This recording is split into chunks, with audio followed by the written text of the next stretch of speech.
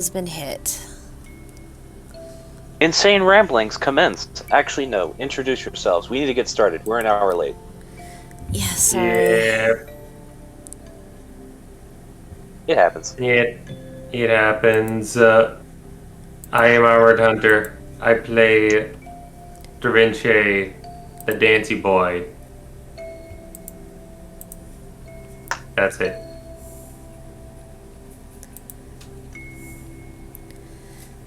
I am Danny Boop. I play a woman who is very much full of worry. And I'm also recovering from a cold, so that's fun. I am Failsy. I play the Fail Trolls. Wait, other way around. Is it, though?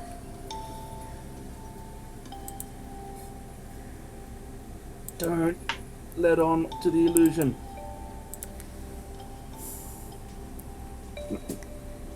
I am Methosia. I have a gun. Not Brimstone. Just you. I do. It's right next to my dresser. Well, good for you, Mr. Gunman. If Good for you. Good for you, Philip Gunman. Ah, no, that's my father. Oh, you're Philip Jr. Gunman? No. I am gun. Yeah. Anyways. Yeah. Alrighty then. Hello, everyone. I'm Ash. We might have an Andy in later, though that is a bit up in the air right now. They're currently interlocked in another game, and if they get free by the time before we are over, they'll be joining in with us as well. But it makes sense. Right now, Keta still needs her rest, and so her rest she shall get. We're jumping back in. I believe this hasn't been covered yet, but we did a bit of off-screen, essentially bookkeeping. Just mainly getting Keta up to date with what's happening, what's going on. The various plans, different things you guys have currently in motion. The fact that for a very rare and bizarre change, you don't have a prescient matter to deal with right now. Keto was the pressing matter, and she has been dealt with. As weird as that is to say. So, now that she is resting, you all are just having some time to spend with your leisure around the city. Yeah. And also, we, just for record keeping and all that, we now have some lovely official art for Jamel. Yes, done by our very own fail trolls. Look at it! Look at it and weep! Look at how pretty she is! She's so fucking shiny! Yes. Shiny. That's the word. Are you trying to say something, Soja? Sorry, I don't speak Italian. What? I feel like that's offensive to everyone. I might want my character sheet. I was Yeah, just my quoting bad. SpongeBob. I haven't watched SpongeBob in a long time. I also wanted to see if it would get a reaction out of Armored, who does speak some Italian.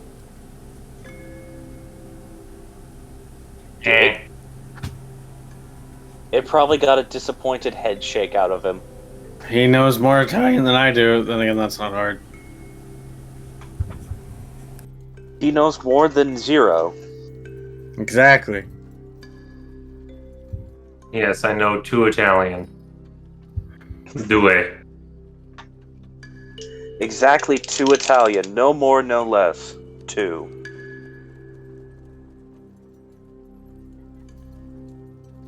Anyways. Yeah. So, we're pretty much picking back up there after you all had that bit of time to start getting a bit of a lay of the land of this city. Some of you managing to locate areas of interest for your particular habits. Brimstone specifically finding his way to a forge via Dravinche and Morrigan's help. Dravinche and Morrigan having found a interesting bit of underbelly that you reported and got paid for. Though unfortunately it ends up not leading to anything more than just that one location. But such is how things go sometimes. Eh. You stop a bit of the trade, so it's always good.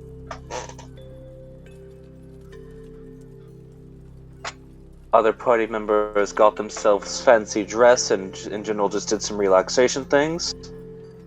And we are picking back up now. Keta is being taken care of by Lee, who has made it a point to get the cart restocked with provisions and such. And is essentially just going to make sure Keta is doing bed rest and recovering, and not going anywhere, or getting herself into any trouble, whilst you all can explore the town for a little bit.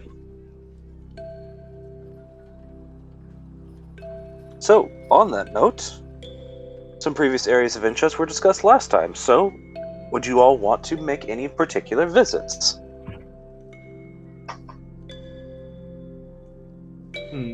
I think Failsy would like to... I've actually forgotten where Failsy was actually off to last time, so... I want to say the, I think you were planning to visit the Hive? Yeah, that's the word.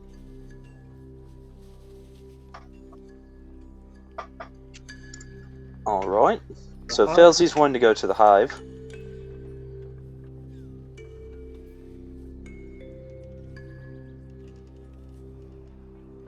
Yeah, I still got blacksmith and stuff to do. Alright. Brimstone wants to revisit the blacksmith he had visited previously, do more interactions, and work more on getting himself a new weapon made. Correct.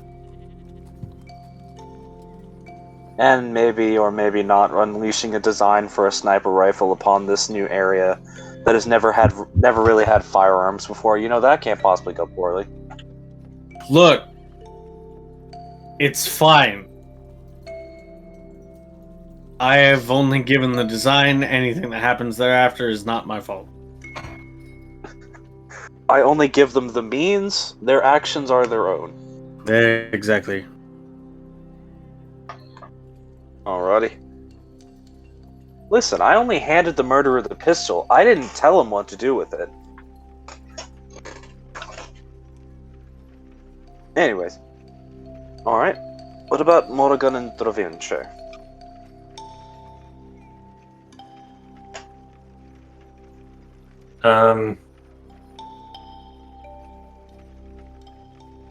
Vinci would be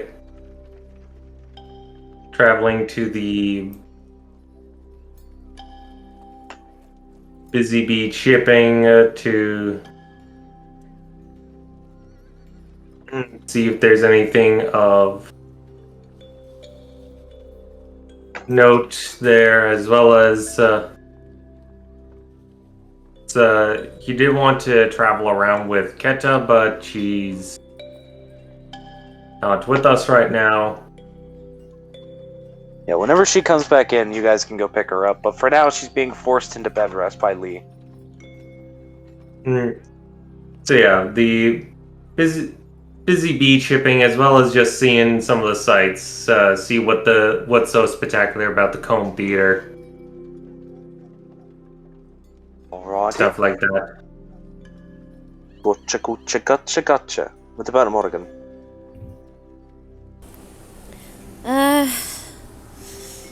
She's just wanting to have a wonder about the city, maybe, like was said in our catch-up session, see about getting herself a blouse.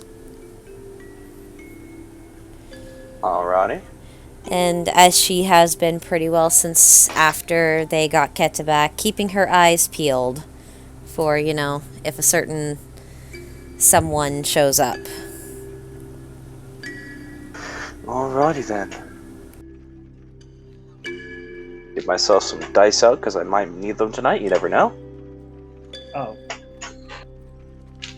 Well, you guys might do things that require me to set DCs or roll probability checks. It does remind me that before setting out, Failsy would have another munch on some Boris. I meant to bring that up last time, but it turned into... Such a weird statement, but fair enough. Alright, you're gonna do your ritual for brain munching? Yes. For anyone who might be tuning in that is unaware, Felzy has a spell which she can use, where she consumes brain matter from a previously alive individual. Hopefully not currently alive, because that's a little bit more messed up than you might think it'd be. She can absorb some of their memories. However, if you've been watching for a long time, you would already know that Failsy might have just eat brains for the hell of it anyways. To be fair, it's not cannibalism. It is still eating a sapient creature, though. A lot of people do that. It's legitimately not frowned upon in this world setting because there's whole cultures of elves that's kind of a thing they do.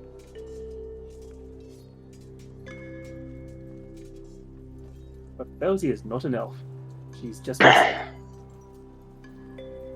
As far as you don't know who her dad is. Anyways, roll that brain chomp. It's huge. It'd be the tiefling part of... Since not the mob. Anyway, what do I roll again? Pop the spell into the chat so we can see it.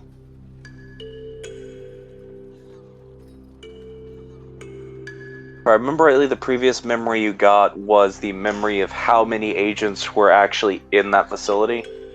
Would that also imply I know the names because it was a memory of roll call? No, because Boris wasn't caring that much.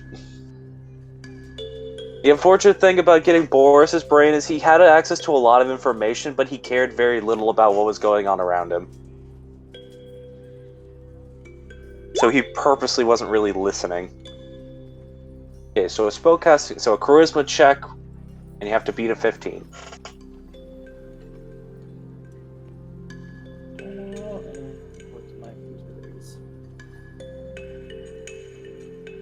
Rolling. Ooh, a failure. Can I force a fate on this? Do you have your dominate fate at this moment? Yes. Alright, I'll allow it.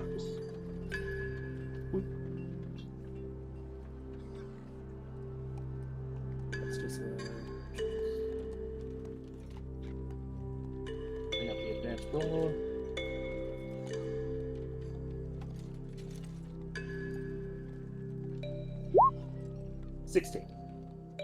Alright, just a success. Alright, time to see the value of the item of information you get from this. Ooh. This might actually be of particular interest to you all, given what you were previously talking about, and this is one of the more valuable pieces of information he had in his brain. I have to go over to another map and pull everyone else over to another map to show you it. So give me 1 second.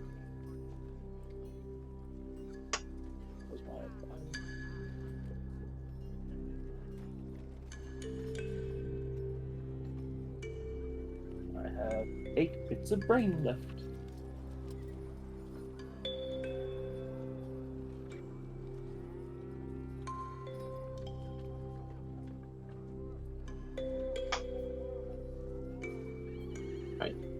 This is much more cumbersome to do on my laptop.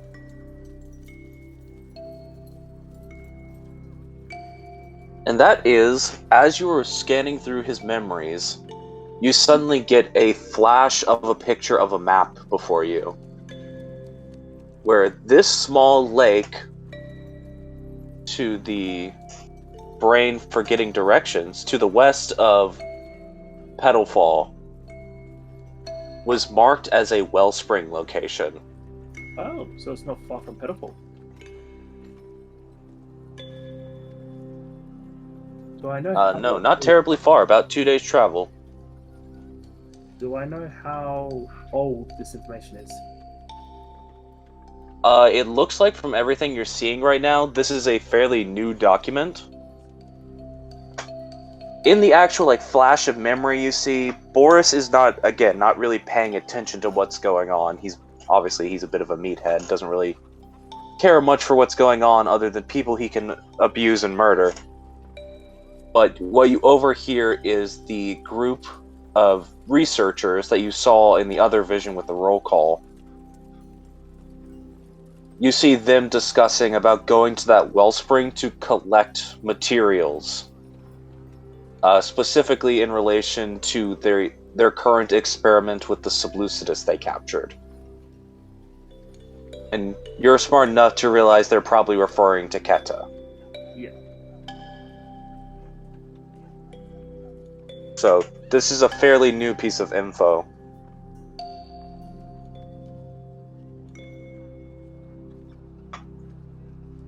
And that's what you get from your Boris chump.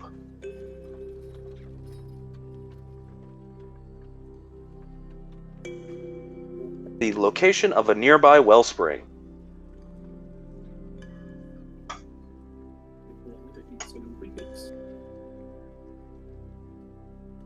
Which, surprisingly enough, this is only the second one of these you guys have actually really discovered.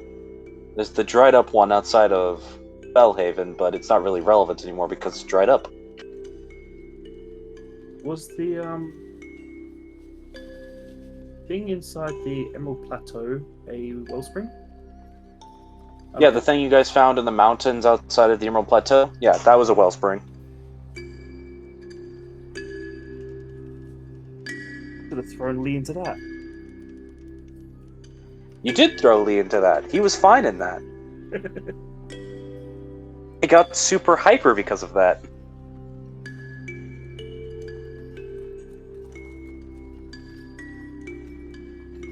Alrighty then. But yeah, that's the piece of info you gather this time.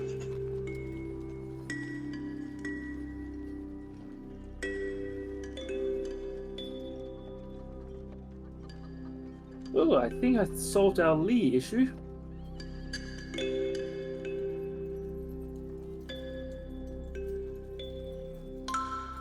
I would assume this is being said as Failsy bursts out of her room in the morning while everyone's planning where they intend to go to the day. It's like, I solved the Lee issue, I solved the Lee issue. She bounces to the map. What? Takes out a pen and marks it exactly where she remembers the mark on the map for the wellspring. It's like, right here.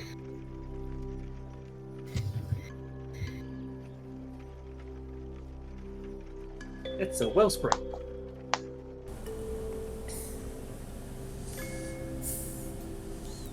Oh, like the place he had to be dunked on beforehand. Yeah, it's full of lots and lots of wild magic that Lee kind of needs to not... I don't know, do you just dry up? Get sick.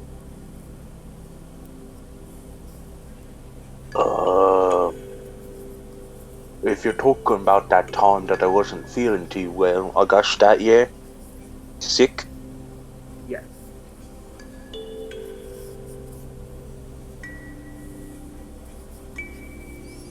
Yes. Without the steady supply of our food source, our bodies do diminish. I suppose Elway could use top up as well. I wouldn't be opposed to it, I suppose. Would that help with recovery? More than likely. I've not actually fed off magic in a long time. Boris recently saw a document that marked this spot as a wellspring.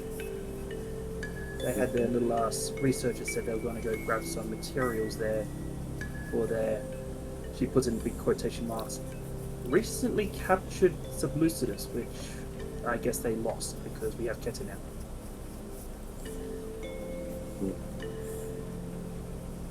And it is a good thing that we did get her back.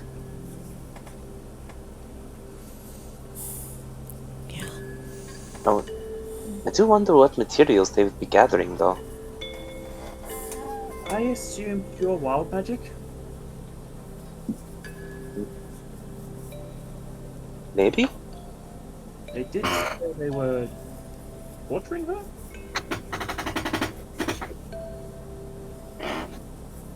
Someone has a very creaky chair. We need to put some oil on that. I just assume that the chair that Elway's been sitting on is finally giving out. She's not heavy. She's just been constantly rocking in it for the last, I don't know, 7 weeks, so. It's finally shattering. It's had enough. I don't know if her injuries were hindering her ability to glamour, be transformed, polymorph, question mark? Hard to say, but that doesn't seem to be the issue. It's just creaky chair. I mean, she was also injured in that form. If anything, it might be more difficult for her to change out of it. Hard to say, actually. I don't know shit about magic. Fire. I know gun. I know bullet. You know bullet? I know bullet. We will have to pay a visit there after our time in Petalfall is over then.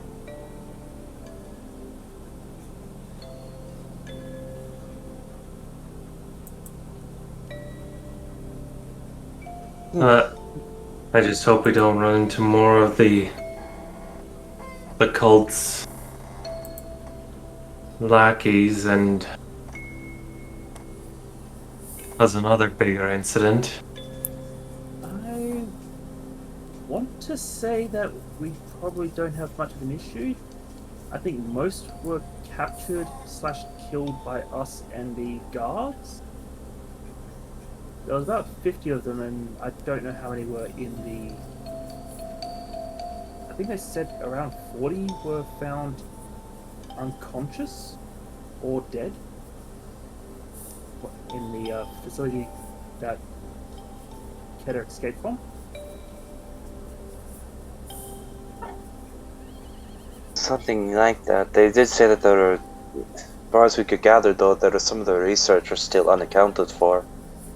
Yeah. Sadly, just didn't pay attention to names, so I don't know who those are. From what I saw in that fight and from how you all have been talking about him, that does not seem terribly surprising. All I've got is their numbers, which is... I was thinking back while I... Third chapter. There's about Now we non-guards with them.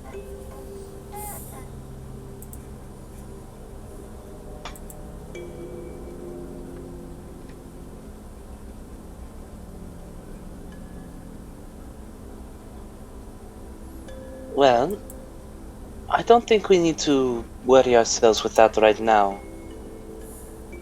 I do think you all should probably take some time to relax. From how you all keep talking, it sounds like you haven't had a moment to stop in a year. Or half of one, at least. This has been the longest trip to Tezverel ever. It doesn't normally take this long, but I understand.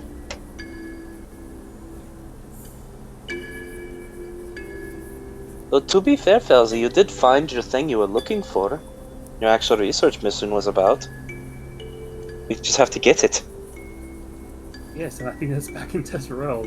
She says with a lot of slight despair in her voice.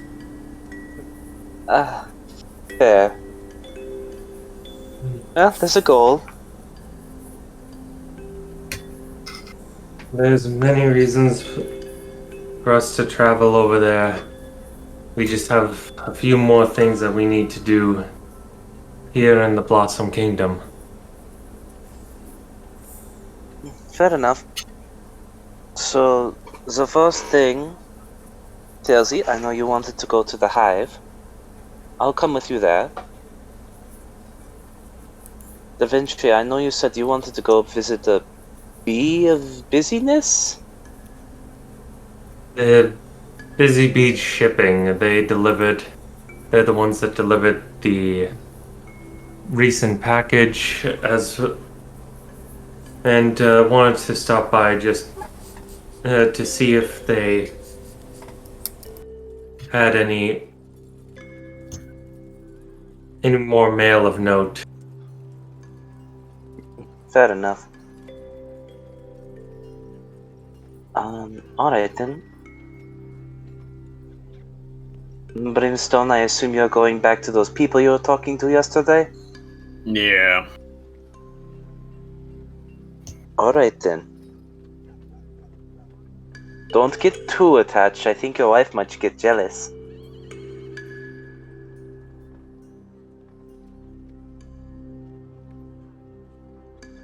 Yeah, I don't think that's going to be a problem.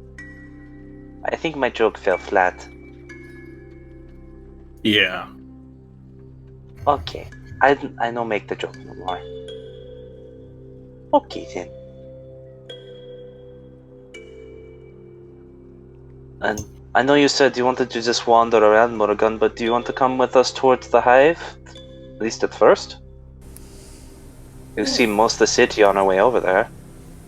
I guess I could tag along for just getting there and then turn back around to wander. Okay.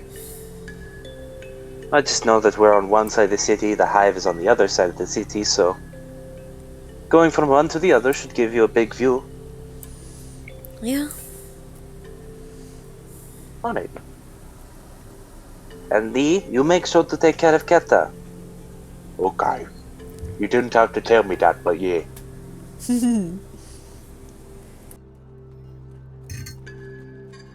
I'm gonna feed her soup. She's gonna like the soup. The soup's gonna be like a stew because she doesn't want anything sweet.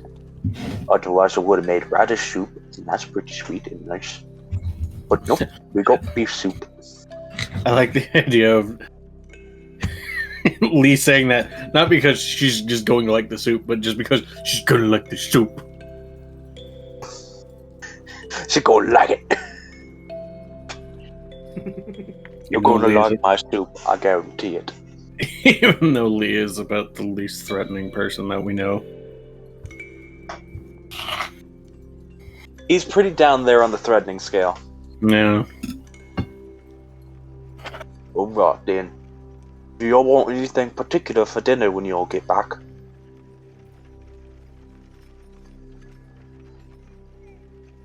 No preferences. Although I'd be interested in seeing if you could acquire... If either of us could acquire some of that, some of the honey that's on the market. What you could do with it. I did pick up some honey when I was out and about yesterday getting stocked up. I think I can make some nice honey buns for dessert. There's a giant spider on my wall. That's fine. You stay over there, Mr. Spider. Do not climb inside my pillow. Okay. This is IRL. Yeah, like a wolf spider crawling across the wall. It's also suitably Lee, though. Just don't crawl inside my pillow. Just the whole conversation, mid-sentence, he just completely sidetracks. Just puts a cup on it and scoots it outside. Hello, Mr. Spider. Please don't climb inside my pillow. It's just failsy. Alright then. So, breaking apart the party, who wants to go first? If anything in particular is wanting to be done.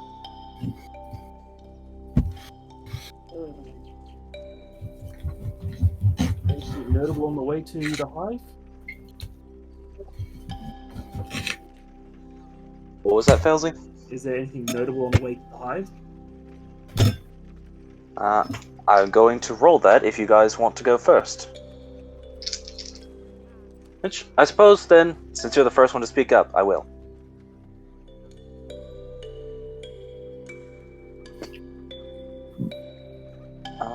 then, let's see. I'm rolling on a very soft surface today, so it's not making any sound. But it is surprisingly rolling well.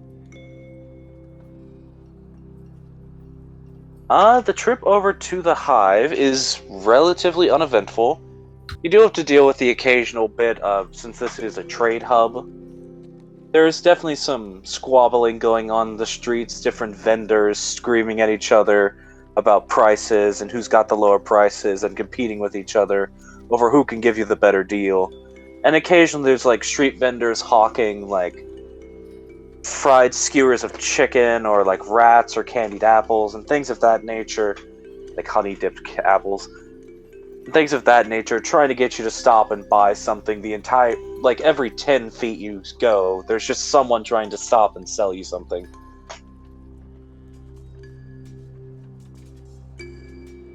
But beyond that, it's relatively uneventful, kind of slow going, simply because exactly that, you're constantly being stopped.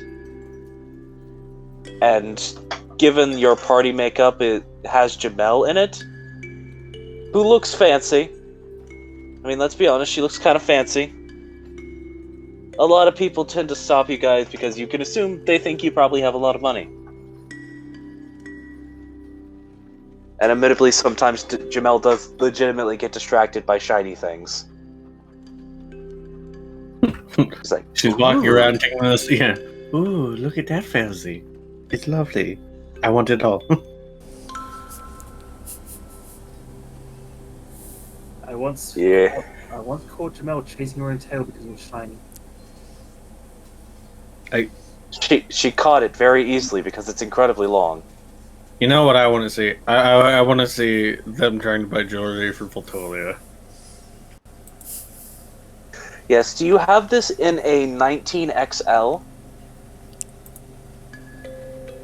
It's for a very large woman.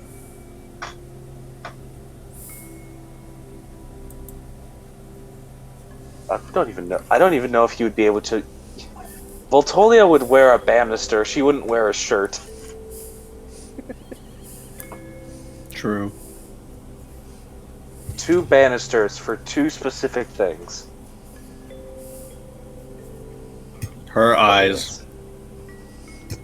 Definitely. Yes. It's a blindfold. I don't know. Voltolia seems like a kind of... She might wear a blindfold. I don't know. Yes, we need enough cloth to create 2 entire circuit tents. It's sad but true that that's probably accurate. Yeah, man, she's a big woman. Yes. Big snake lady. Even if she was small-chested for people of her size, they'd still be huge. 40-foot tall torso. It's pretty big.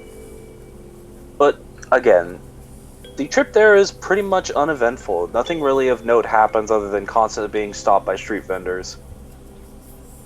If you all would be curious to see about some things they might be trying to hawk and sell you, I'd be perfectly willing to roll some tables for that. But otherwise, you could just skip straight to the Hive.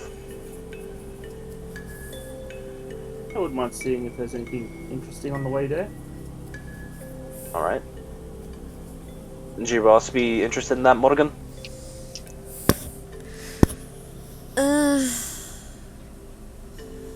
She's kind of focused. Okay. Alright, then Failsy, if you would, just roll a d20 and to see what your luck stands as. Which I realize this is a dangerous thing to ask of Failsy. 13. Is that Okay, luck? it's not broken. 20. You do actually find, over your course of getting towards the Hive, a bit closer to the Hive, there is actually a vendor selling potions. Ooh. Like individual craft potions. Give me 1 second, I need to grab a book. Lend me your book. Oh, yeah. Yep. This looks to actually be a buzzkin, actually, and they're wearing a little, like, witch hat. It's very cute.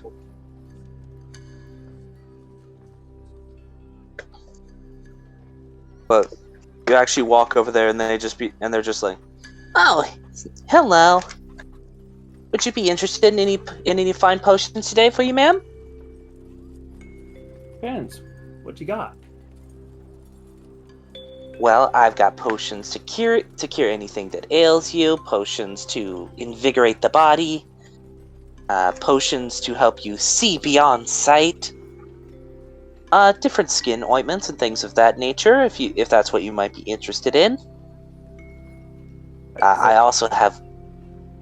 She says that Belzy's scratching at the side of her neck.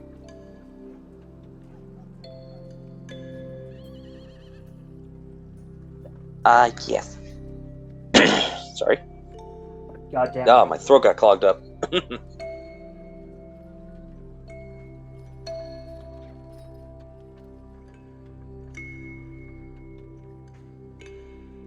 Sorry about that. I've got potions to make you resistant to poisons and things of that nature. Anything like that. Are you looking for anything in particular today? Browsing. She keeps to herself that she's immune to poison. Fair enough.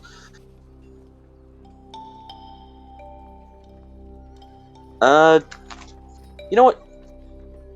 13. I'm just gonna pick a couple of these at random. Some of these potions you have actually seen before. They look very similar to the potions that Hemia sells. Specifically, you do recognize potions of Blimbrew juice, Blimberry juice, and Moonbrine, which you know to both be small, effective healing potions.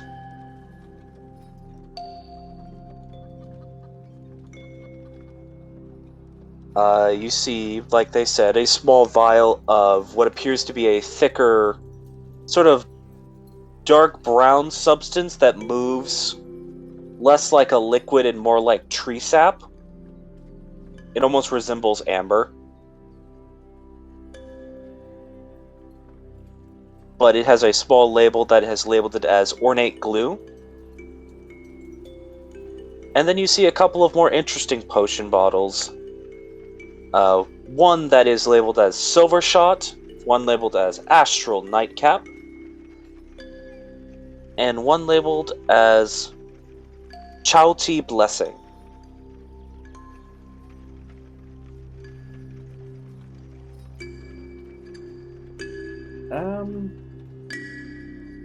I forgot what that second one was. And you could probably ask them. Astral Nightcap? Yeah. Ooh, what's this?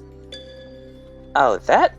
And you see that the substance before you is a probably about 3-inch tall silver flask with gold filigree on it, and small semi-precious stones emblazoned on the outside.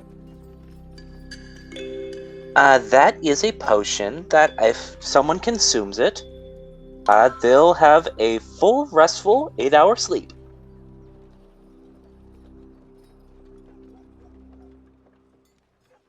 Do you mean I'll get the effects of that, or I'll just zonk out for 8 hours?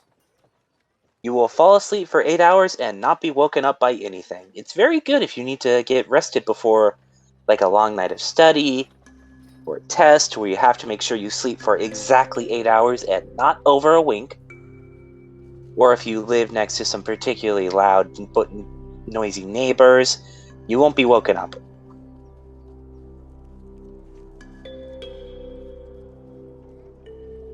I can think of terrible things to do with this potion.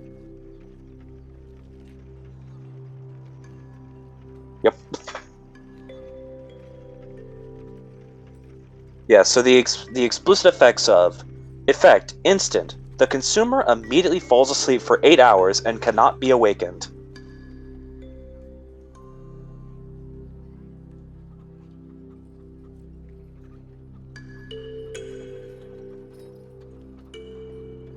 How much is one of these?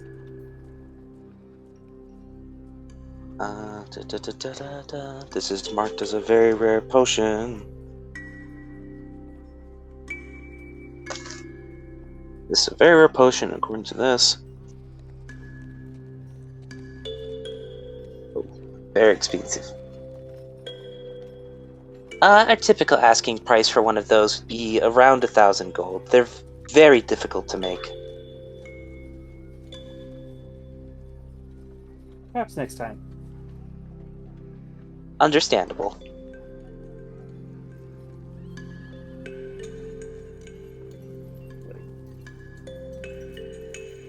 He does not have that much, and any haggling power she has, she's kind of saving for something else. Fair enough. If you'd be curious about just getting the explanations for them, Silvershot. Silvershot immediately gives the user the effects of a short rest and they can spend hit dice. But they suffer 1 level of exhaustion afterwards, or every hour afterwards until they have had a long rest. So it's a good thing to have, like, right before you're about to get into a bout of strenuous combat where you want to make sure you're in your best form, but you don't expect to do anything after that point. And then Chonti's Blessing. It gives, after 4 hours after consumption, it applies the Remove Curse spell on a person.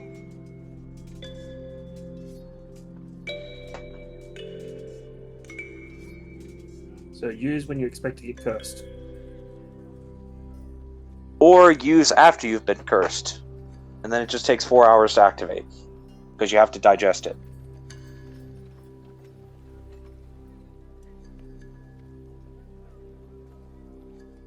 Oh, so I could have taken a potion instead of having somebody rip half my face off. Elsie? That was your fault. You shouldn't have gotten cursed in the first place.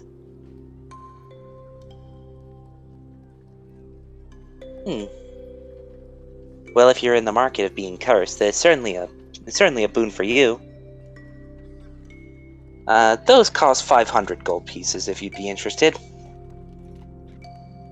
Really in the market of being cursed? Jamel gives you a long, hard look.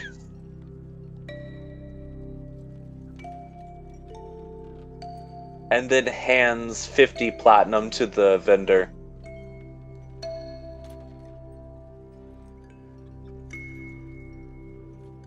I'm going to keep this for the next time you do something really stupid to yourself. Oh, you won't be waiting long then. I know, and I hate that. You're lucky I love you.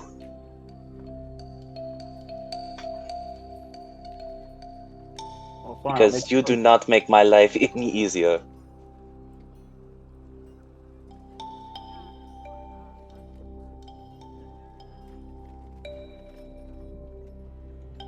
That just gives her a hug.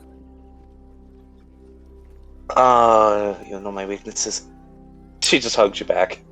I won't say how much money Jamel has, but she has a bit. Morgan, do you want anything? Huh? Oh. Not particularly.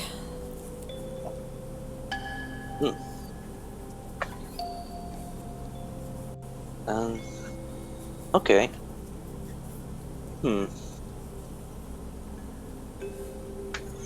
I think that is all we need then.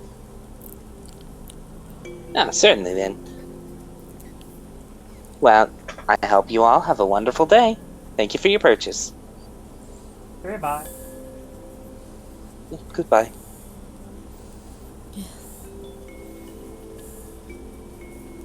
As the group is walking away, and at this point you all almost reach the hive. Jamel actually looks over at you, Morgan. Morgan, is something on your mind?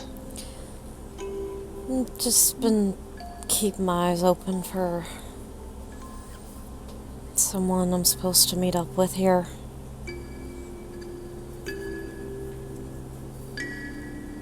Oh, you're actually supposed to meet someone here. I thought that was something you all were just saying to cover for the fact that we are rescuing Keta.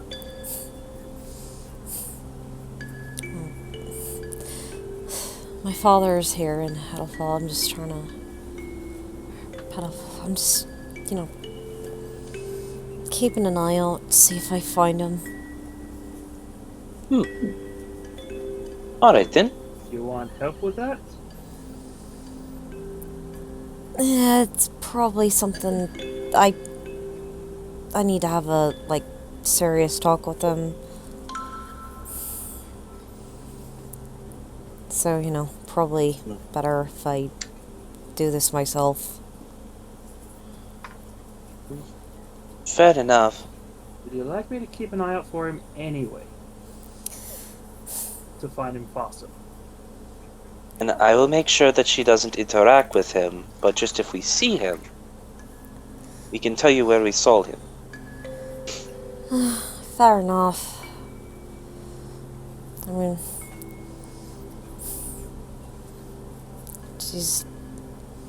human, man. Mostly black hair, it's gone white in spots. I imagine he's a bit older then? Yeah.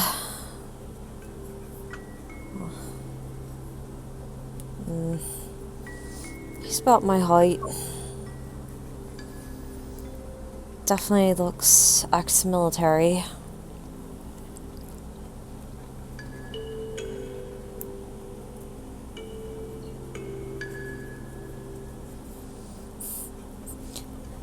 Sorry if I'm trying to remember what it was described he currently looks like from the thing that happened several sessions ago. You can more or less go off your notes, just keeping in mind that he looks older now. Yeah. He hasn't changed that much in appearance other than age. Yeah. He'd probably be looking to be roughly in his mid-50s, possibly early 60s, who knows.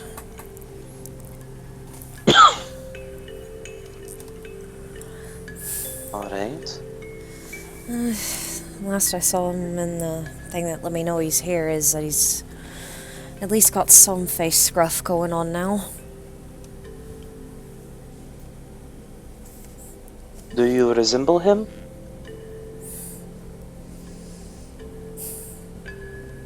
According to my ma, I do a little bit. Alright. I Wait. think I might be able to pick out the face then. Yeah. But yeah, he is a human, so. Well, unlike a lot of people like myself, I don't think all humans look the same, so I'll do my best. I promise not to eat him. I will make sure she keeps the promise. Thank you.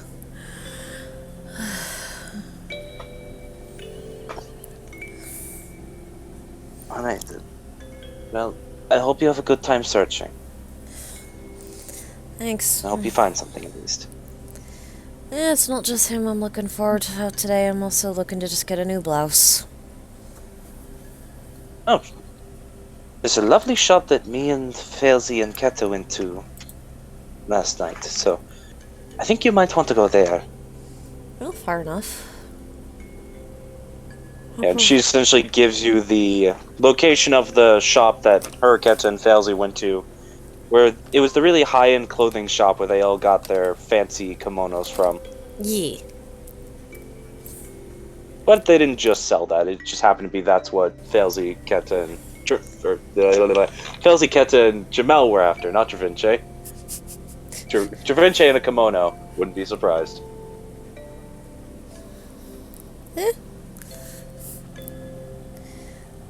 boy could rock a kimono. Hell yeah. Alright then. Alright, so we're going to cut away from Belzy and Co. real quick and jump over to what's going on with Da Vinci.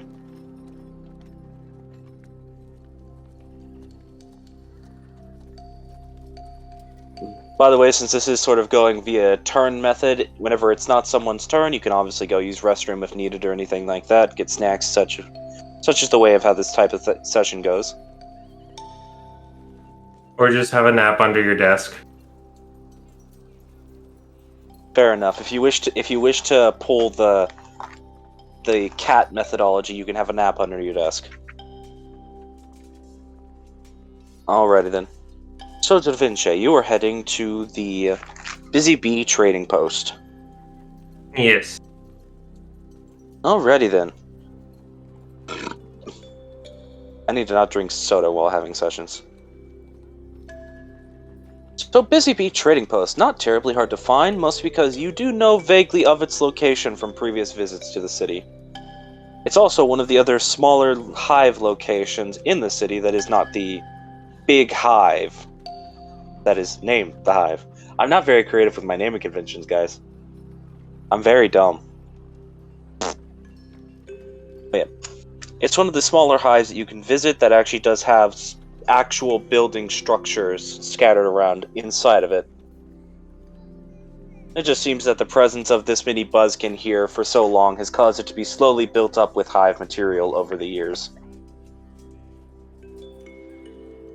But heading inside, it is actually set up very similarly to how the Scribe network is, or how most people would assume like a large post office would be set up, with various locations where you could check in at a front counter and be escorted to different parts of the building, where you can have your various notarized, that's not how that sentence works, but I don't care, and sent out to where they need to go. But if you're just looking to see if you've got a package in store, you can just head straight to the front desk. And surprisingly enough, it's not a buzzkin at the front desk. It's a human. What kind of human? A human. No, but in all its actuality, it is a dark-skinned older man standing at the front desk. Looks to probably be in his 50s or 60s. Got a big white beard on him, no hair on the top of his head. He's kind of rocking like the Briar haircut, where none on the top of the head, all around the sides of the head. Got that perfect shiny dome. I'm blind! If he were outside and it was nicely oiled and buffed, maybe. But yeah. He's just currently, as you are approaching, he's flipping through a couple of documents, some paperwork in front of him. He just looks up at you and gives you a kind smile. Hello today, sir. How could I help you? Greetings, sir.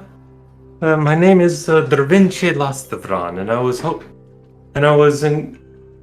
wanting to inquire if there have been any mail or package for me that has arrived.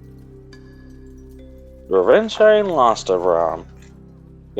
Can you give me that spelled out for me real quick? Right on this paper right here.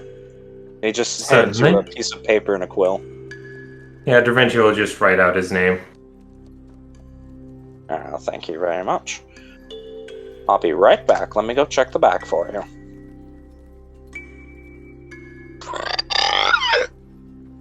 Excuse me. Alright. He takes your name, looks it over real quick, seems to get an idea for how it's spelled, and heads off. It's about 10 minutes before he comes back with another small piece of paper. We just had this letter arrive for you, actually. The last shipment. Ah, good timing. Yes. Addressed to you from one Hemia Globen.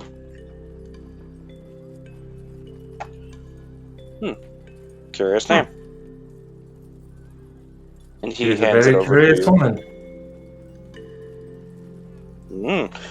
He gives you like that eyebrow raise expression. Well, that's your business, not mine, Sonny.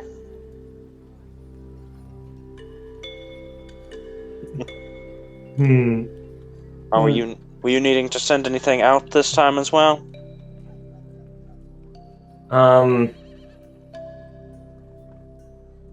Feel like he had a letter that he was intending to send, but I can't remember it up. I think you had like several letters that you were sending to Fuyumi and Akari, and then also a letter being sent to Concerta. Yes, he sent out the letters to Fuyumi and Akari back in Grainum.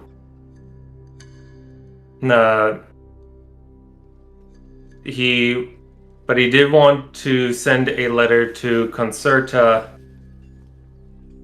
You're basically inquiring about actually having a meeting with her, weren't you? Yes, and he would, in the letter, mention about Animus. Did you send that out while you were still in Grainum? Because I actually cannot remember. No. He sent a letter out to Albus's family to see about arranging a meeting. But not to Concerta. Yeah, you never received word back from the inquiry of Alvis's family. Unfortunately.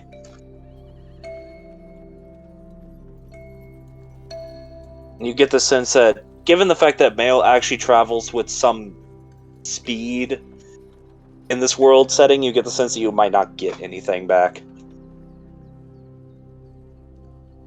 That's fair, random inquirer and all that. But say that she has a letter written up. Yes, I do have this letter that I do wish to send off. Alrighty then. Now, who would you be sending this to? This is to be sent off to a Concerta. Don't have access to her last name, but she is a well-known crafter of clockwork. Yes, the clockwork musician from the capital. I know of her. Well, actually, pretty much everyone knows of her if you know anything about the social life here in Blossom. I'm assuming you're a fan. Davinci will just pull out the copy of the timepiece. I do love clockwork creations. Oh, I see. Well, I'm certain she'd love to hear from a fan, especially one who's actually purchased her works before. I'll have this sent away right away, though. And he gives you sort of not like a dismissive look, but just like a very honest in his expression. Though I do have to tell you, there's no guarantee she'll read this. I'm certain a lot of inquiries and messages get sent to her. Oh, it's of no issue. I do plan to visit by some of the shops in the Blossom Kingdom in the capital. Who knows? Maybe I'll be lucky. Well, maybe. Well, I'll get this sent away right away for you. Certainly. Post. Sorry? He was just going to say, oh yes, and post calls for a letter being sent across the kingdom will be 5 gold.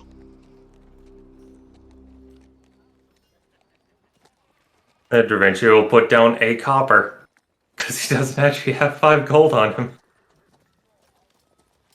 Like, he has no gold on him at all? He has 2 gold. And he has no platinum?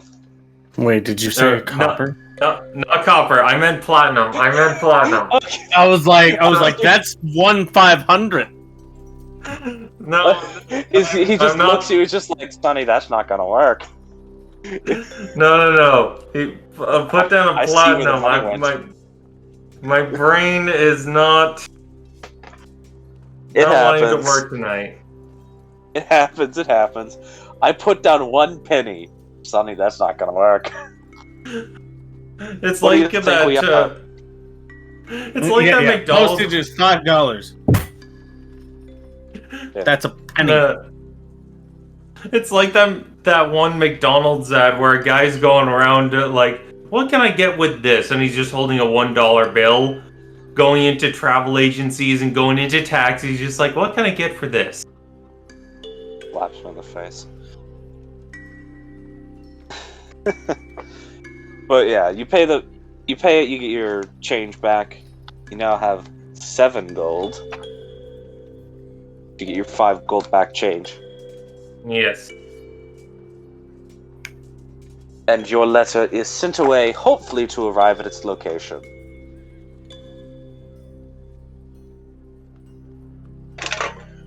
No. Before he leaves, he's going to ask the clerk, pardon me for the question, but do you happen to know where I might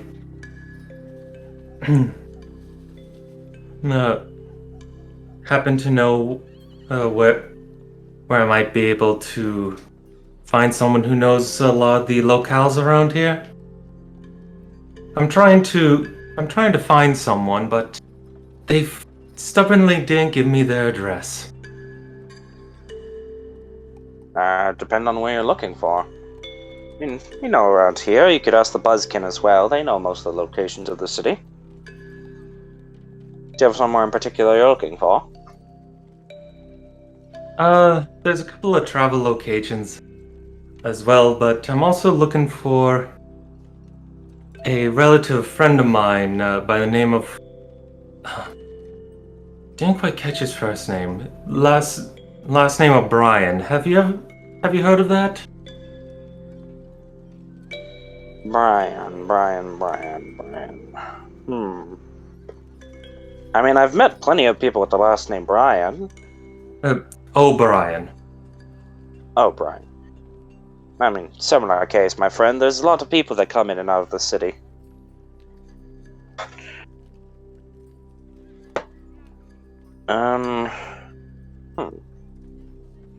He thinks Military about it for a man, second. older.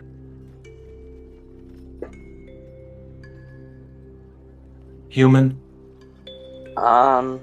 Actually, now that you mention it, I had heard a couple of the guards talking about an older man. Don't know his name, but someone who keeps showing up in the city and dealing with some various unsavory individuals, leaving them to be captured, but he's becoming a bit of a nuisance in town because, I mean, you look a little bit knowledgeable yourself. I'm assuming you've heard of the Aether trade. Most unsavory business, that. Dreadful trade. Can't fully understand what people gain from it. Hard to say. But it is a high-value commodity. Yes. It's never supposed to be in the hands of us small individuals like ourselves. It's supposed to be something exclusively sold to high-standing fae and various spiritual creatures and denizens of this place. It does weird things to people when they consume it. Anyways, apparently he's been causing problems because he's been busting into various dens around the city, leaving the people behind to be captured by the city, but taking all of the product with him. Which is a bit of a... It's got everyone curious about him.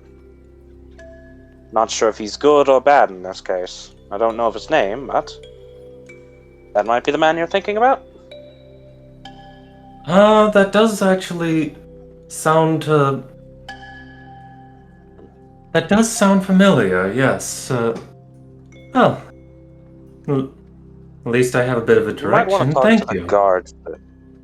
Yeah, you might want to talk to the guards if you're looking for that individual then. Though I would recommend not telling them you're friends with that person.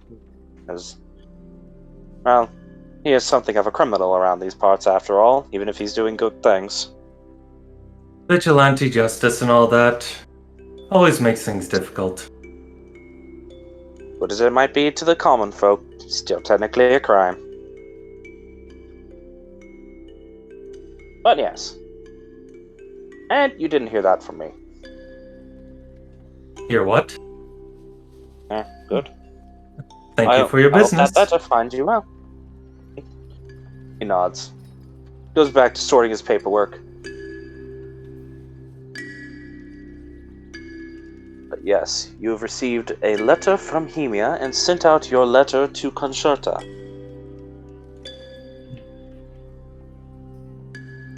Okay, Dorinche will do two things. One is that I imagine there's like reading tables. Yeah, there's like little cordoned off spaces where you can open up packages here. In mild privacy. It's like how whenever you go to a library, there's like the boxed in tiny cubicles. Yeah. Sorry, No. fucking button. Did you just call me? I meant to hit the pins because I wanted to look at something for the gunsmith class, and I accidentally hit the voice call. I got so confused for a second. I was just like, No, who's yeah. calling me? No, that was me. That's my bad. I got so confused. Like, no one should be calling me right now. Alright. No. But Da Vinci will do two things. One is he will switch out the copy that he had been holding for the timepiece of travel, and see if any pieces of Altea or anything rings up on the compass. Alrighty then. You take out the compass and check it.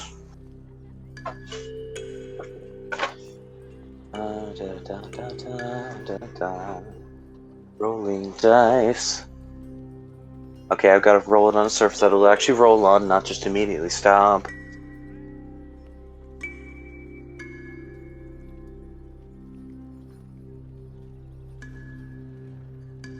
You get a very faint reaction. The compass needle starts to ping, basically going between north and south, but it's staying on the western side of the dial.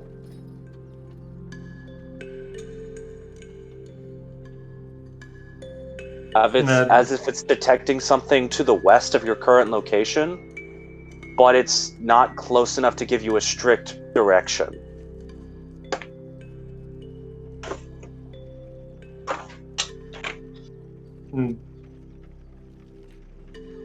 Da Vinci will basically pretend like he's recording something down and open up the letter. Alrighty then. You open up the letter. Alright. Alrighty then. Where is that? I wrote this down. I wrote part of it down either way. At least my cliff notes. There we go. Gotta love when I only write down the details that need to be in the letter, but not strictly what the letter is written as. I gotta get better about doing that.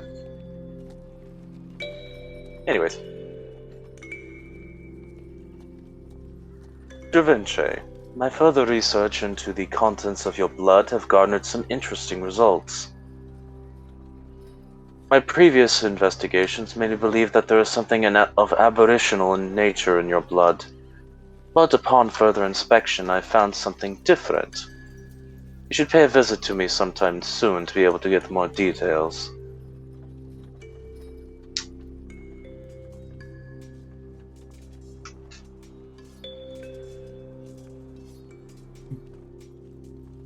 And it actually has a location written on the bottom part of the paper,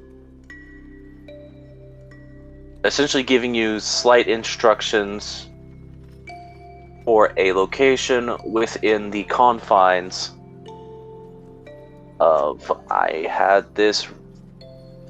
What of these cities was this supposed to be again? It was supposed to be this one. Let me type this onto the map. Where is the letter tool? Text, there it is. I keep forgetting that that's inside of the paint option for some reason.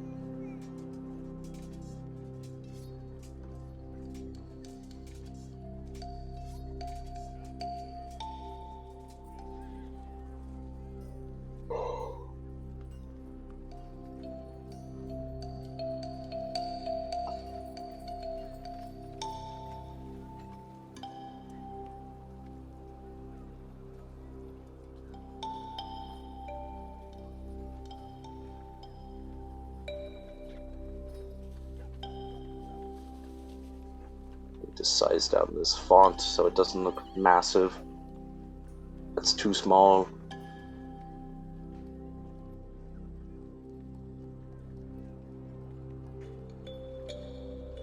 Was the other font size like 18 or something like that? Yeah, that looks right. That's not the size it was!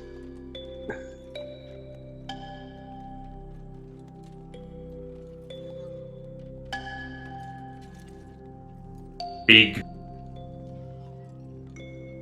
Smaller. Smaller. No, listen to me! Roll20 controls so poorly on a Chromebook. Listen to me, you goddamn text! I think even that's still too big, but I'm not going to mess with it anymore because it's giving me problems.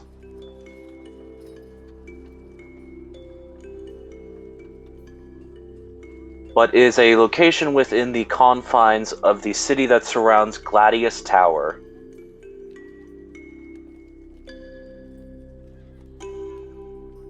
Gladius Tower? It's one of the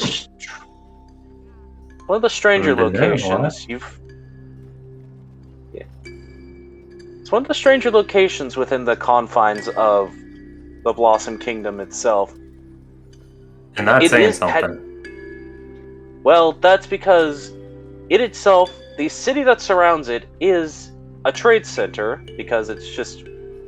There is a city built up around it with a lot of infrastructure, it's got a lot of water access, so there's a lot of fishing going on there as well.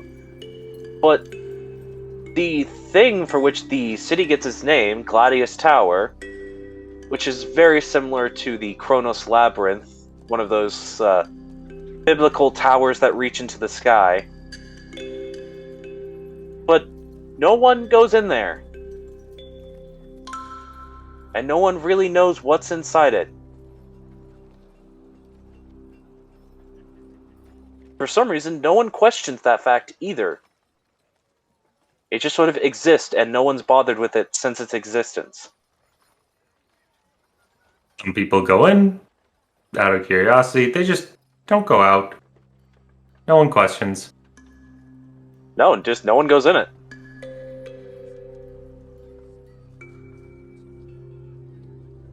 Until now.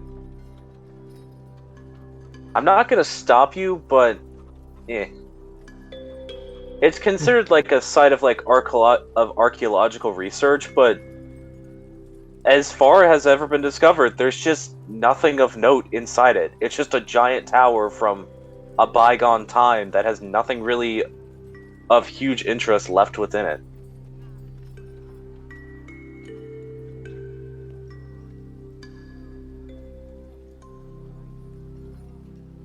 But yeah, you were given a location in that city to visit to locate Hemia's shop there.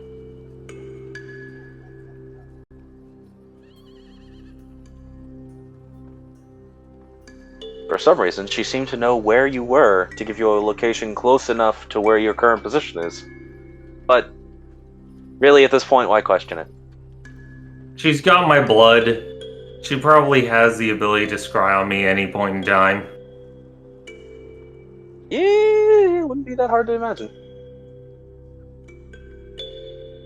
I literally have your blood. No secret you have is secret to me.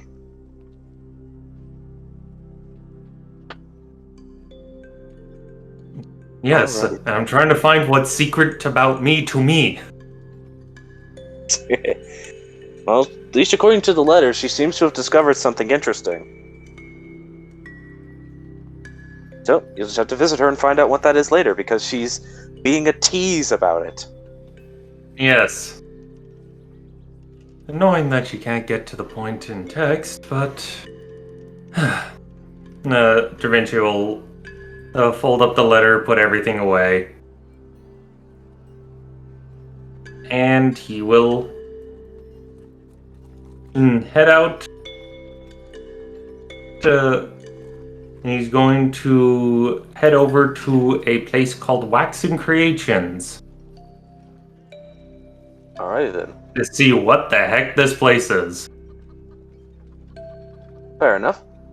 While you go off to do that, we jump back over to... Actually, we're going to jump over to Brimstone.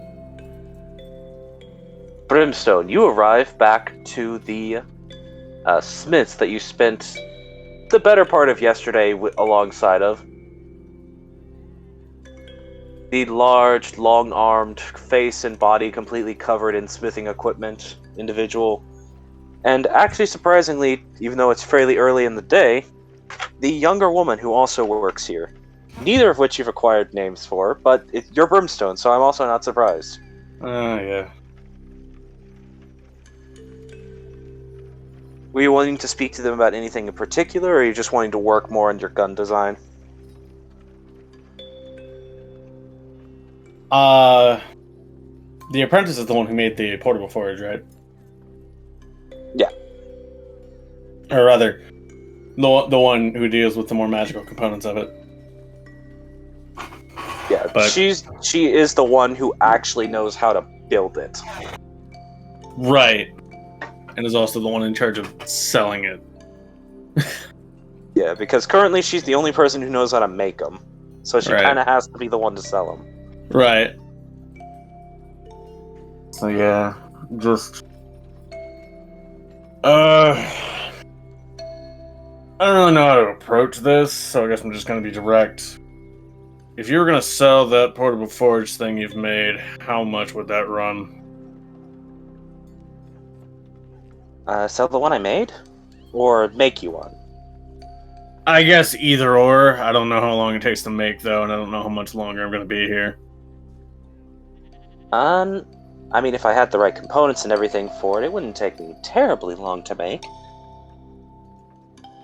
I mean, honestly speaking, it'd probably take me the better part of a week to construct one in full, as long as I have my metalworking buddy here to do all the finer crafting details of it. For you all who were here last week, you might know whose daughter this is now. But honestly, I think I could probably get one made in about a week, as long as I can get the fire gems required to make it. Of course, currently I don't really have a big stock of those. Though I do know where I could get some. I would just teach them about getting them. Fire gems, you say? Huh. By help getting them, I assume they're in a cave somewhere, guarded by some dangerous creature that you'd need held off while you grab them. Close, but not quite. Not a cave. It's in what we called the Burning Grove. It's about halfway. It's about halfway between Petalfall and the Gladius Towers. A little bit further north, actually, from that point.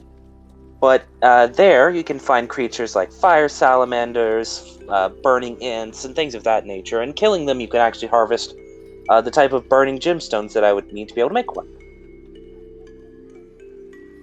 Got it. Kill monsters.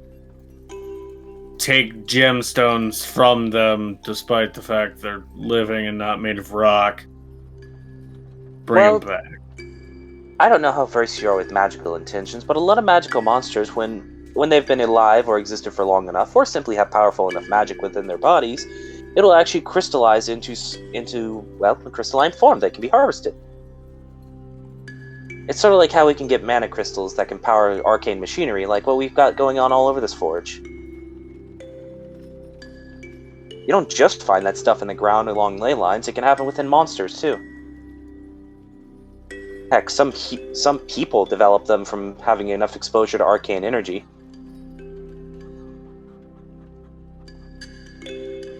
I mean, you've got one embedded in your arm right now. Just like, what? And then remembers there's the fucking elemental orb on the brand. Just right. Yeah. Which, that looks like a particularly fancy one if you'd ever want to part with it. Uh-huh.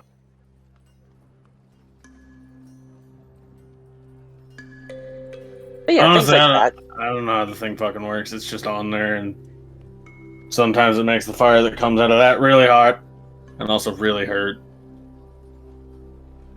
Well, makes about as much sense as anything else that comes with magic. Mm. Really, we don't really control magic, or don't really understand magic. We just sort of vaguely control it in a direction that's kind of creative for us. Yeah. She just shrugs. Yeah. Okay. Sure. Like with what we're working on, I'm already developing an idea for making something I'd like to call an arc rifle. That sounds like it shoots lightning. Yeah. Well, actually, I was thinking because I've noticed when you pass an electrical current through certain types of metal, they sort of push away from each other. I was thinking that I might be able to make it to where I make something like what you've got going on here with this.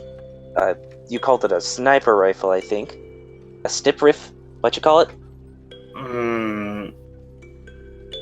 It's a long-range rifle, basically.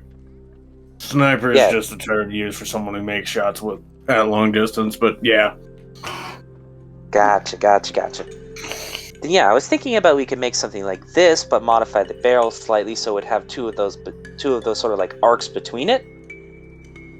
And you could probably shoot these little bullet thingies, you called them. Like that, instead of using this weird black powdery substance that explodes when I put it too close to fire. Yeah. Which I hope you're going to tell us how to make this stuff, because I'm very curious.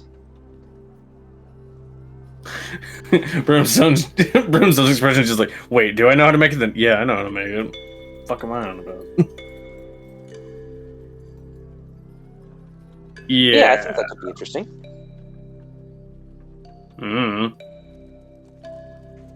It would take a lot of work, obviously, but I'd be very interested to give it a whirl and see what happens.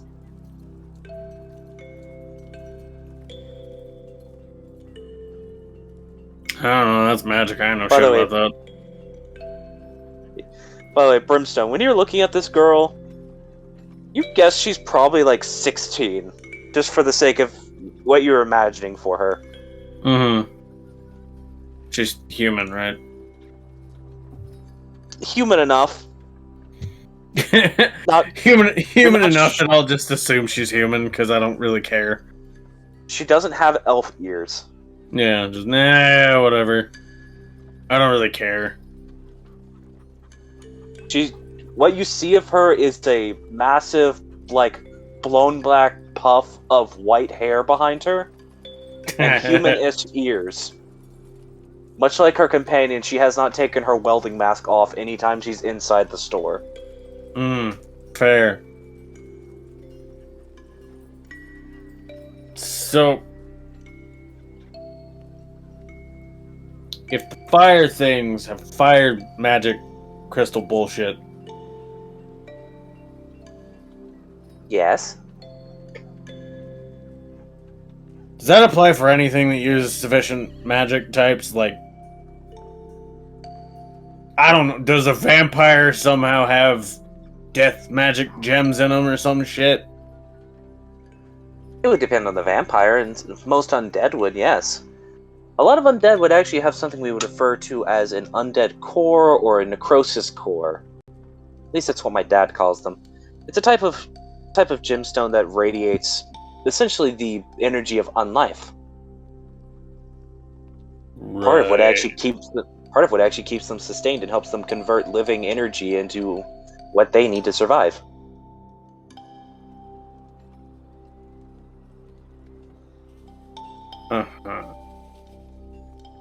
But yeah, most sufficiently powerful magical creatures would have them.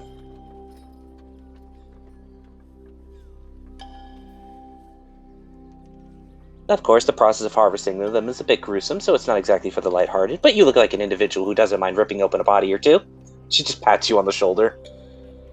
I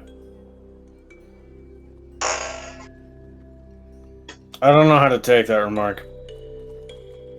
It's a compliment. I guess. It means I assume that you're not squeamish.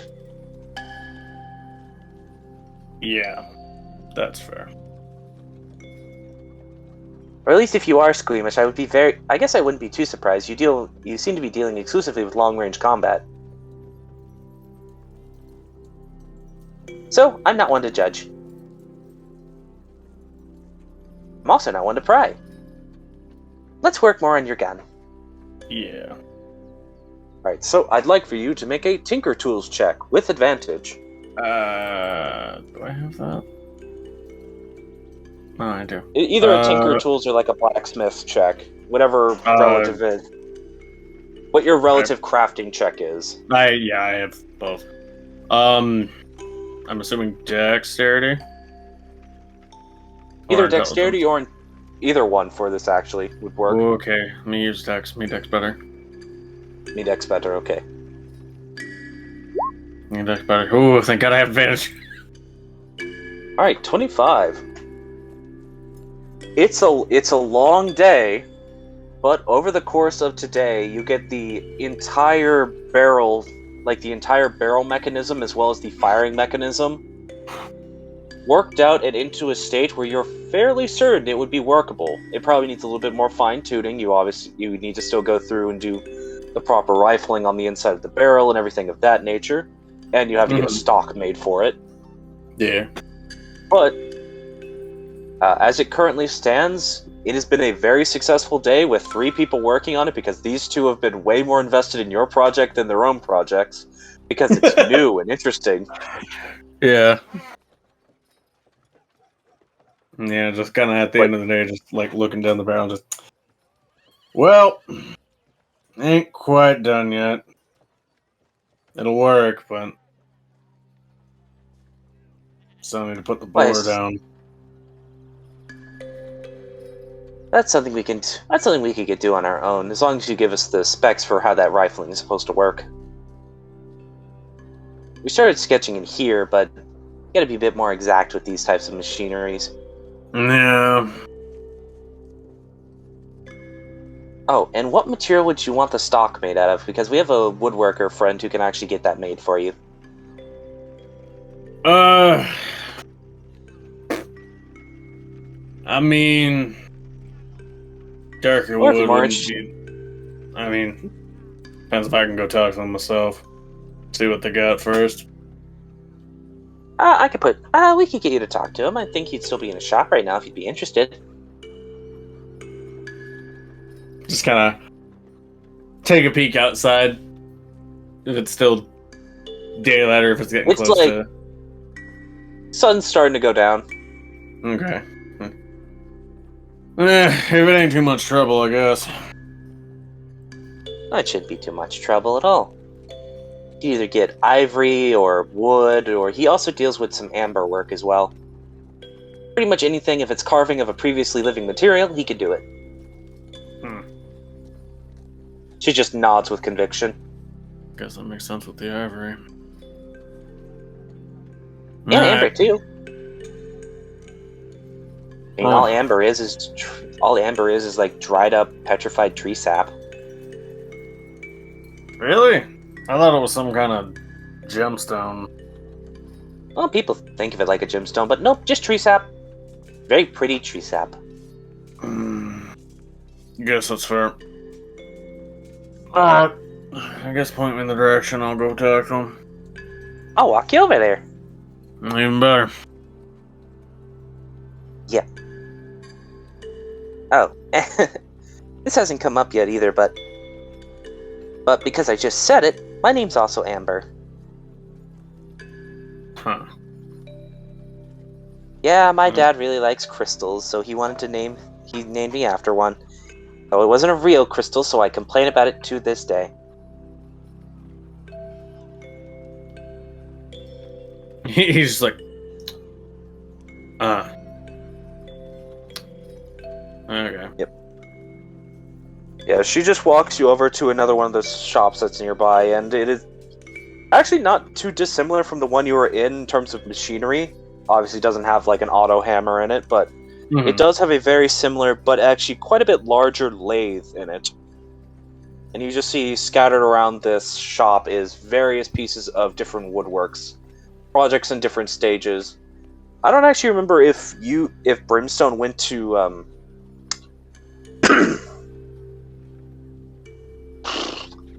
my brain slipped on my own character's name.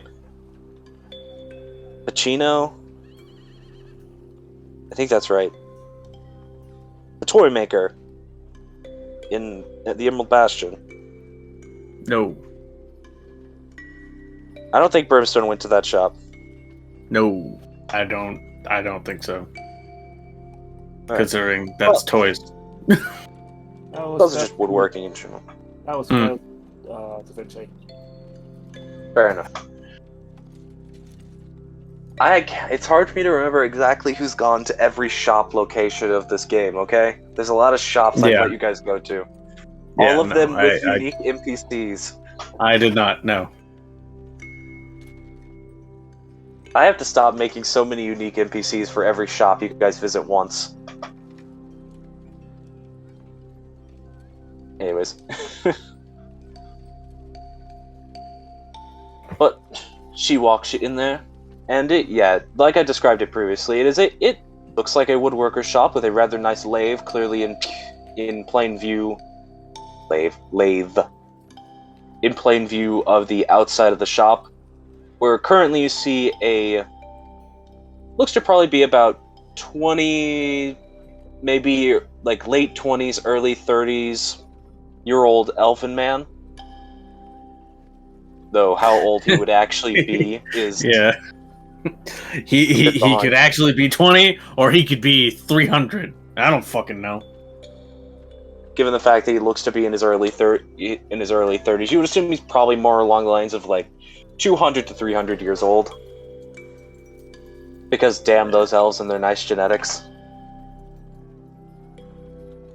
But yeah. I understand why he's got some practice with mink. Yeah. He currently seems to be finishing off, working on what looks to be a chair leg. Is currently running some sandpaper along, and as you both walk into the store. Oh, hi, Amber. Oh, you brought a friend with you. Yeah. Anything I can do to help you? Assuming if she's bringing you along, then you got something interesting coming along with you. Yeah. Need a shoulder stock made for a weapon they're helping me make. Shoulder stock. Yeah.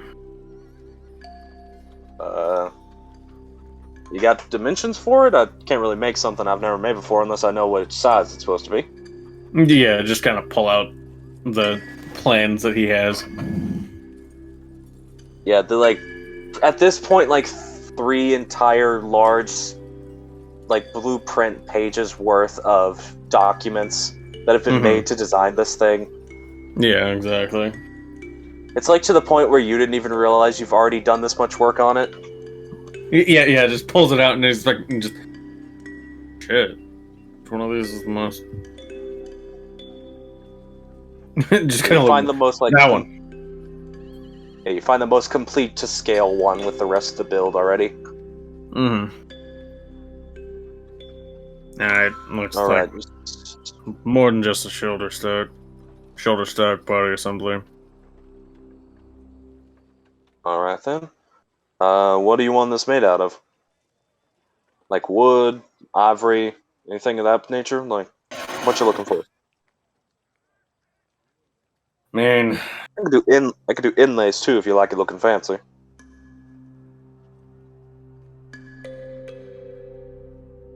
do you like the sound of that?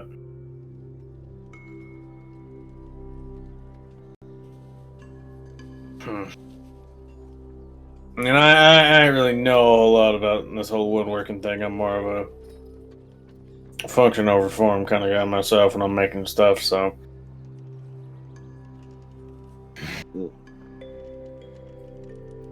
Well, I can tell you right now that, I mean, I don't know what kind of stress this is going to have on it. He's like looking at the plan right now, admittedly looking pretty confused at what he's seeing. It's like a tiny cannon. Yeah, more or less. So I'm guessing this is going to be a wood that can take a lot of impact. Yeah. Alright then. Probably either a hard, durable wood or a softer wood that doesn't shatter. Alrighty then. I mean, I do actually have ironwood from down south in right now. That would probably be a really good thing to use for it. Yeah. Obviously, without any iron in it, given everything going on, given where we are, I'm sure you'd understand. But the wood itself is very hard and sturdy. Yeah, I'm aware of its properties. Yeah. Yeah, preferably without iron. Got my Yeah. first draft of this done, but it's got too much iron in it for me to be carrying around these parts. Not that I'm resentful about that, I get it. Safety of the public. The wood of an ironwood tree itself wouldn't be anything to be worried about, like... And he actually walks over and picks up this really nicely, like, deep red stained wood. This is ironwood. Mm-hmm. Picks up this rather pretty red color from the iron oxides that get built up in it as it ages with the roots drawing iron up into it. They strip the iron itself out of the wood, being a process I don't actually understand that well. But that's more something for the, what do they call that place? Like a plateau or something like that down south. Emerald Plateau, yeah. Yeah, that's what it is. That's a process pretty exclusive to the people who work there in the Emerald Plateau. Yeah. But the wood that gets left over keeps that same sort of strong rigidity property to it, but take a lot of impact, won't break. Plus, if you ask me, it's a rather beautiful color. Yeah, no kidding. As I've described before, ironwood trees are basically just redwood trees. Mm-hmm. So if you look up what redwood looks like, it is very much like that sort of burnished, deep red color. With occasional rare bits of like a darker brown streak, or sometimes almost towards a vague purple color.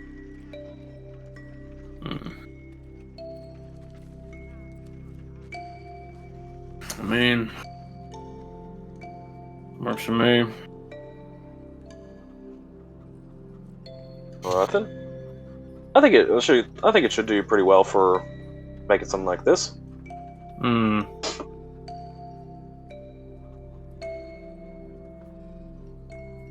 And you said you were interested in getting an inlay. Do you have a particular design you might have in mind for that?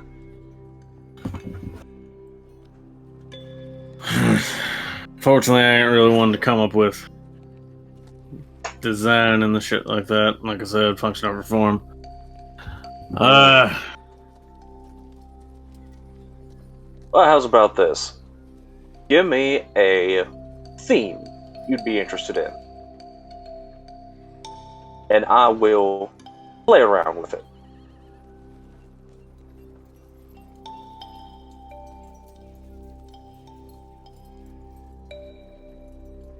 Well,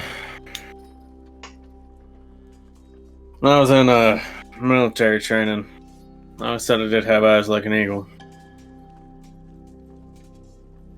I can work with that. Maybe without less explicitly eyes. That's a little weird.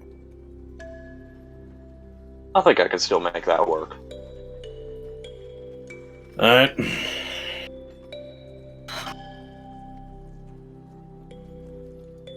Alright then. I'm gonna be closing up shop for the evening, but if I got some free time tomorrow, I'll get to work on that. Yeah, no problem. Alright. Oh. He looks around. I guess Amber wandered off while you were talking. Yeah, she'll be fine. Yeah.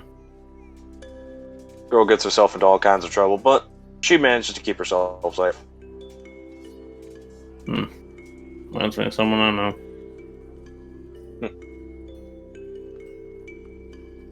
I can imagine. Alright then. Well, I'm gonna close up shop for the night. Hope you have a good Yep. one. Me too. He just nods to you. Alright. As you would be, at this point, having to head back for the evening, since it's getting late and all the relevant shops you'd be working with at this time would be closing up for the evening. Correct. We skip back to a little bit earlier in the day, with Failsy and Jamel heading into the hive.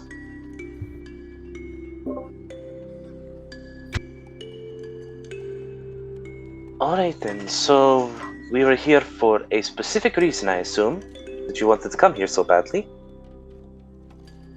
Kind of want to see the Buzzkin, this whole Buzzkin market thing that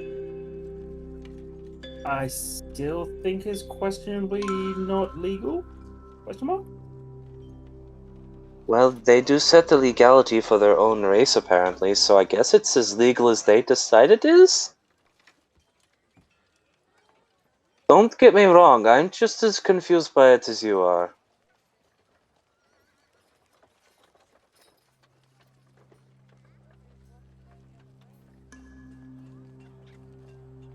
Alright then.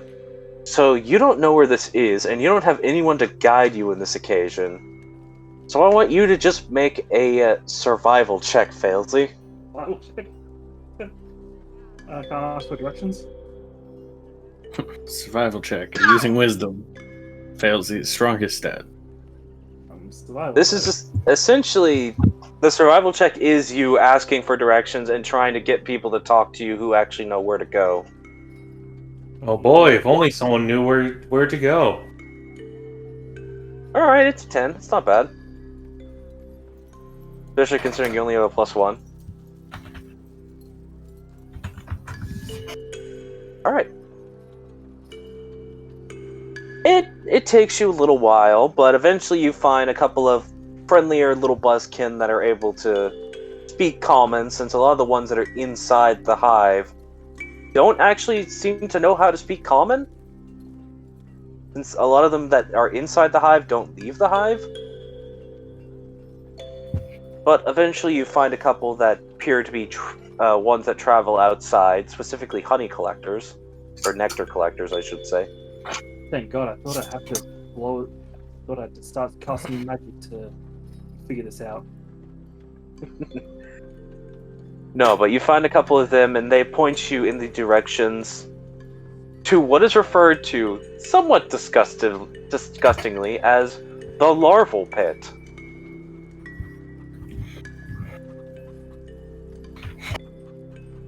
After reaching this location, through which you're having to traverse the hive itself, which, while it is built up like a beehive that is built into sections with different honeycombed walls and everything, constructed architecturally to be for bees who do not need solid ground, there has been some efforts to actually construct walkways for people to go around on.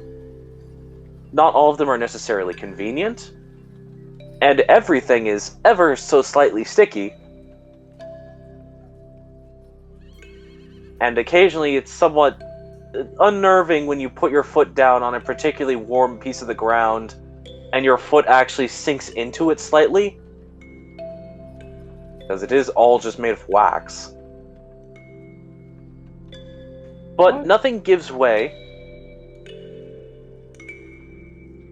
You were saying something? Remember when I joked about, when people were joking about me knocking over this building? I think that's much of a joke right now. I think I could actually do that if I tried. Probably could knock over the building, but you probably could easily break the architecture on the inside. It's a lot of beeswax. You would need some serious firepower to knock over this building, and that would be beyond even Felzy's scale for the moment.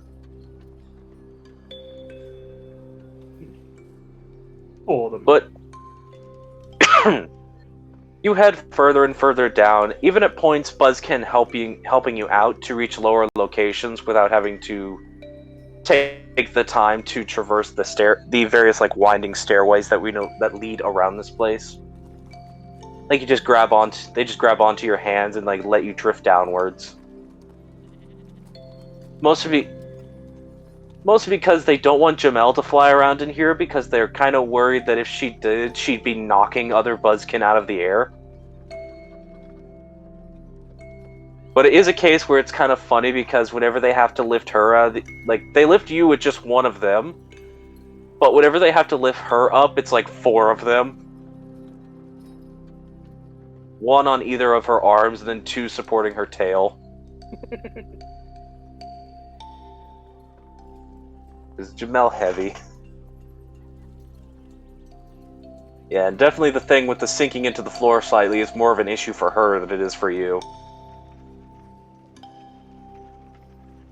But eventually you do get to one of the lower rungs of the hive, where it is notably warm and very humid and smells sickly, sickly sweet down here.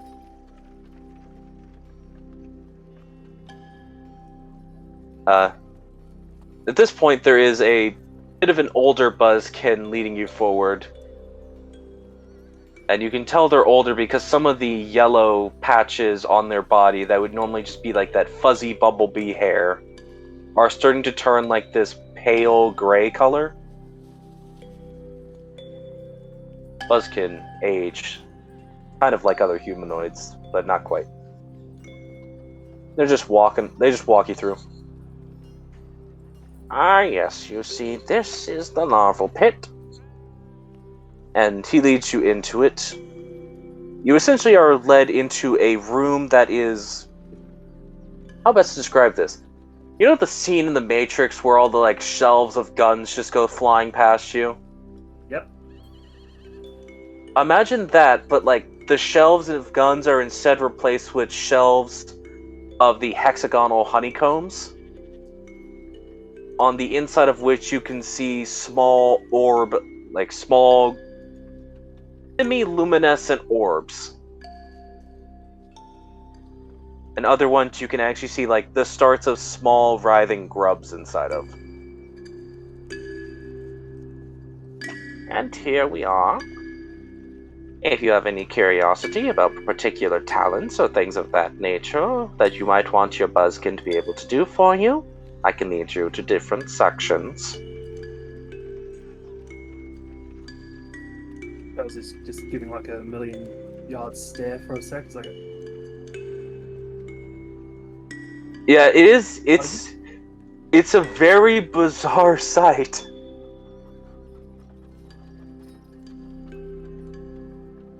I don't know why, but I was half expecting like tiny human-like bee babies. Just peering into one of the hexagons at one of the grubs. What you see on the inside, it's just like what is quite literally like a little bee larva. It just like looks up at you. The tiny like now developing mandibles like pinching towards you. Well, no. They develop more of our humanoid traits as they age slightly, or rather, once they leave their comb, they rapidly develop into a similar form to what you see us as now.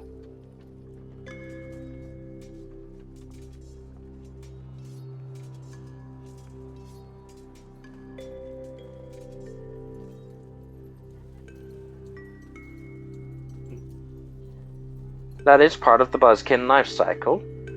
We're born, we are born inside of a small egg. We're fed all of the requisite nutrients we need to grow into our young adult stage, but we remain in our larval stage until we are exposed to air. So, would they die out eventually if they stay there, or are they effectively immortal till you crack open the honeycomb? Well, we remain in this state for about a month before we will eventually press out of our own comb and fully develop into our actual full adult stage. Ah. You see these ones that actually look like properly developed grubs that have these actual mandibles and everything developed on them? These are ones that are actually capable of, if they break out now, they would develop into their adult stage, rather than a young adult stage.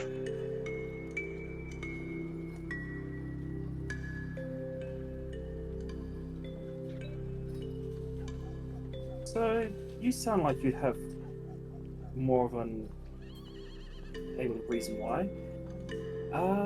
So why do you sort of press your young into service of what others would consider slavery around here? Or not around here, but other places. Well, slavery is definitely a term that we've heard tossed around for what we do for a while now. Well, I'll say this. The unfortunate fact of our race is that we're individually fairly weak. I mean, we cannot fight. If a creature were to strike us with the force that would cause a light bruise on you, it might break one of our arms. Though that being said, we are actually rather strong. We just are vulnerable. Such is the fault when your creators at large put the bones on the outside of your body, he says just with a chuckle.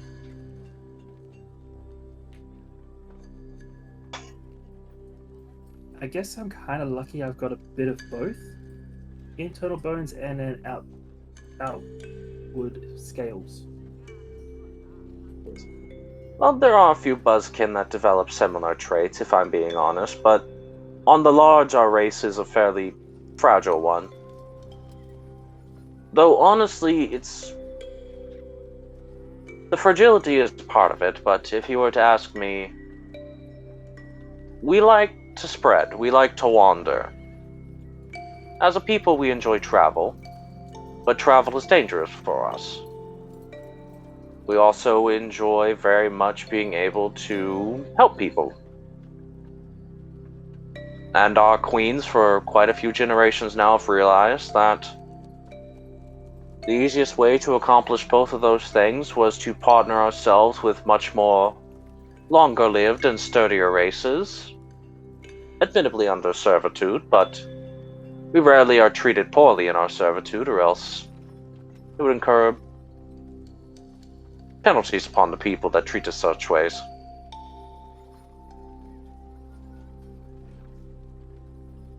I suppose you would call it slavery, but more to think of it as purchasing a traveling companion.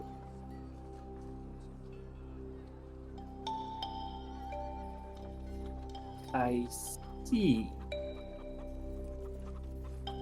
I don't really expect it to be understood by, no offense, but one like yourself. Our culture differs quite heavily from yours.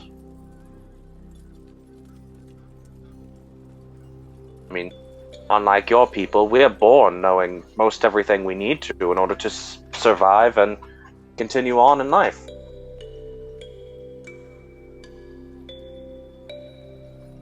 And sometimes, admittedly, we are also quite overpopulated, so it's good to send out the young to explore the world and tell of it more.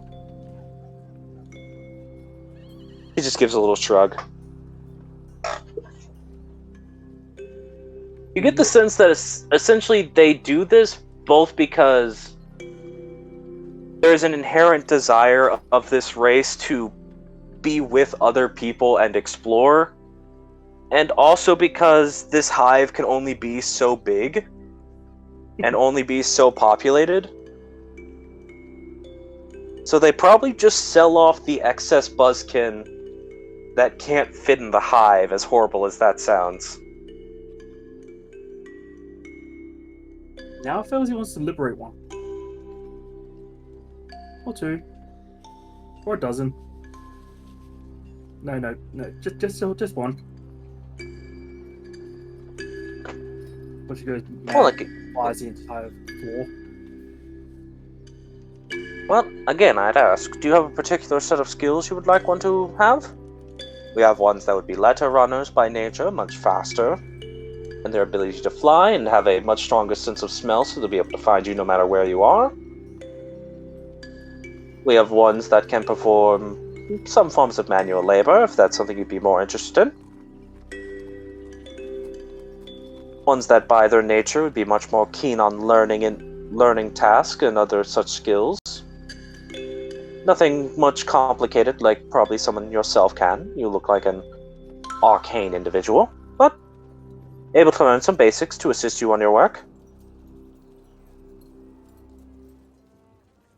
Do Buzzkin ever possess a magical acumen of their own? That could be taught one.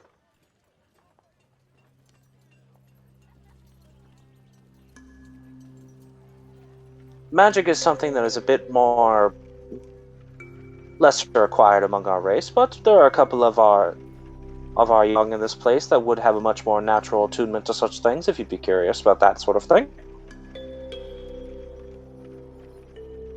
I'd like that. Alright then. He leads you to a shelf probably 5 to 7 shelves away, probably closer to 7 shelves away from where the entrance of this place was. So it's a good distance you have to walk for this. Until you eventually get to a part where you see several honeycombs that aren't filled with that yellow luminescence, like most of them are, but some that are filled with a blue or a red or a green luminescence. That does not look like honey in there. Well, no, that luminescence is actually given off by the larva. Honey doesn't glow, you see? Well, normally it doesn't. It can, but normally it doesn't. But no, these are some of our recent larvas that have started to exemplify more magical traits. I mean, the glow itself is a sign of that. So does any particular color mean anything, or is it just random? He sort of shrugs. Unfortunately, this has been a fairly recent happening, so we haven't had enough time to fully understand everything about this. This has only started to crop up within the last 3 generations of broodlings. How quick are your generations? Oh, well, our queen has a full generation where we would have to provide elsewhere to sell these.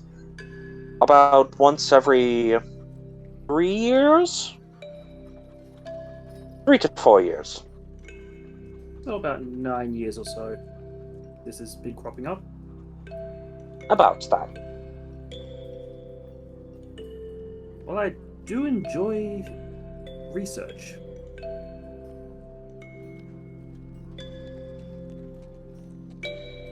Alrighty then. I am a scribe amongst the Zemodus Temple. Oh, very well. I believe any of these small ones would be very interested in learning such a task. And aiding you with it in return. Our life cycle is unfortunately shorter than most of yours, so we learn things rather quickly, so do keep that in mind after or while you travel with one.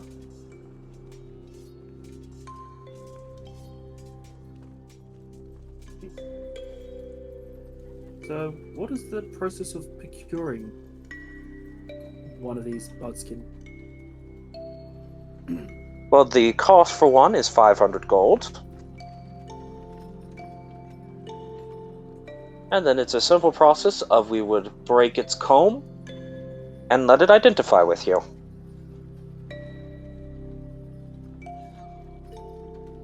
Bowsy quickly takes a look into a pouch. It's like, honey. Yes, Fazzy? I don't suppose I can borrow a few gold? Do you really want one of these? Yes. That did not sound like a very certain yes. Well, I'm saying yes, but I'm still not comfortable with the idea of owning another creature, even though I'm traveling with a few already. Like Fenris, Chingy. To be fair, this is actually one you'll have to take care of.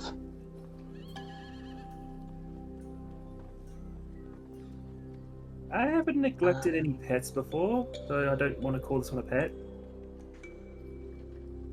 Well, the other ones you have, you don't need to feed or make sure they sleep or teach them anything. We'll consider it a dry run of our children. With Okay, when you put it that way, I'm a lot more interested in this, because now that I'm thinking about it, I need practice too. Okay. It's 500 gold? that was the Okay, I can... 400 odd. Alright, I can... You know what?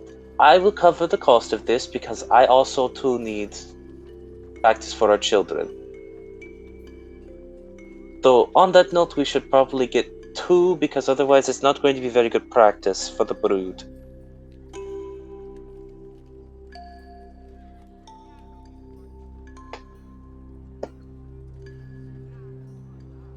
Does that sound like a bad idea? I don't know. So I didn't know this this Buzzkin's name. This one's name. What's a stupid pun for this one's name? Of course it is. I'm gonna call him Buzzword. Like Edward, but Buzz.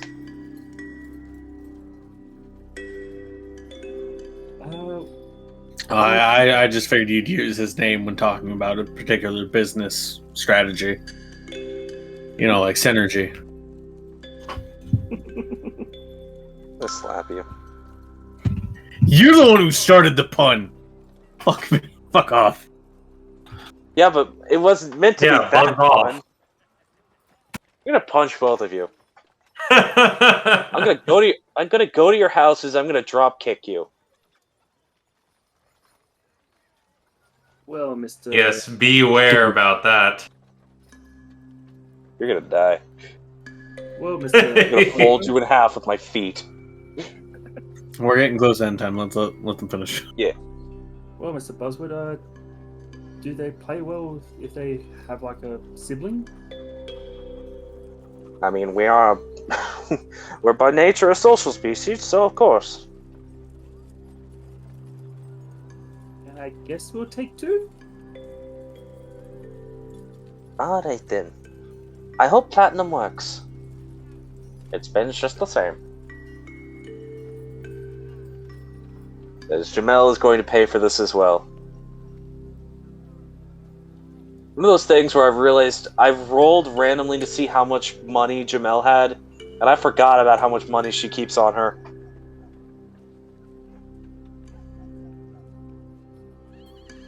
Jamel may or may not have had 2,000 platinum when she showed up. I think she just dropped. Yeah, who's gonna rob someone that looks like Jamel? She could kill you with a finger. She could if she noticed you robbing her.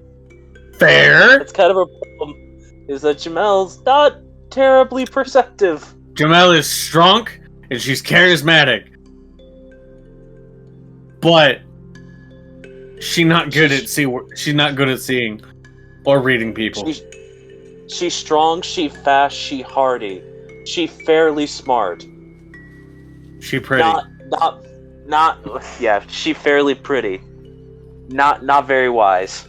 God, what can I see? Just, she's fairly pretty, and fails to just, you fucking take that back! Like, it's a compliment! My wife is gorgeous, fuck you. She technically has a lower charisma score than half the party. It's almost like most of the party is charisma casters. Yeah, it's almost like that's the thing. Okay. Alright. It's like the only one who doesn't have good charisma is me, who has an 8. Yep.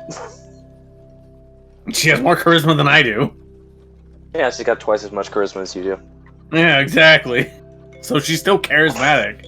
Just in comparison to the rest of this party. Anyways. Yeah. Alright then. So, Failsy and Jamel, they're going through the process of purchasing that. Alright then. So, do a little bit something. This isn't gonna make us run terribly over Myth, don't worry. But I do have to do something real quick. No, it's fine. As long as we just don't go, like, to midnight. This is gonna be the closing event for this episode. Okay, that's fine. As the camera cuts back over to Morrigan. Mm-hmm. Morrigan, it's getting to be 4 to 5 o'clock in the afternoon at this point. Soon to sundown, but not quite. As it is in the fall to winter months of the year, so sundown is coming much earlier. Mm-hmm. You are keeping an eye out around you. Just as you're idly traveling the city streets. You're able to get yourself a nice blouse during your travels. It wasn't hard to find. Whatever design or fashion you would have wanted to have it in, you could have found. Yeah. Probably cost you no more than... I mean, unless you get one that's like super fancy, like filigree with like embroidered designs and beads sewn into it and little jewels. No, she would have just been looking for, just a nice one. Not fancy, just Fair enough. nice. Fair enough. So yeah, that wouldn't cost you terribly much. Need to pull up how much Traveler's clothes cost. Traveler's clothes.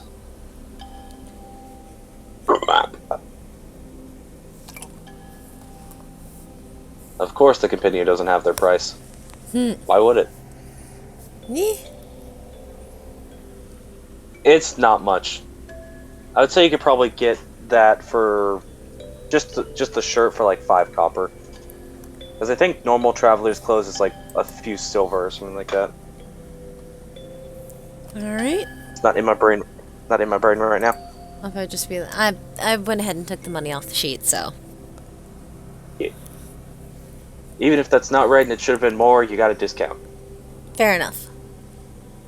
2 GP for traveler's clothes. Then you But got yeah, a discount. So you got pretty tiefling discount.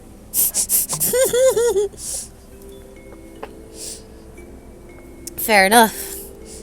She ended up coming across the clerk, Okay. who, yeah. We'll joke about it after session. Yeah.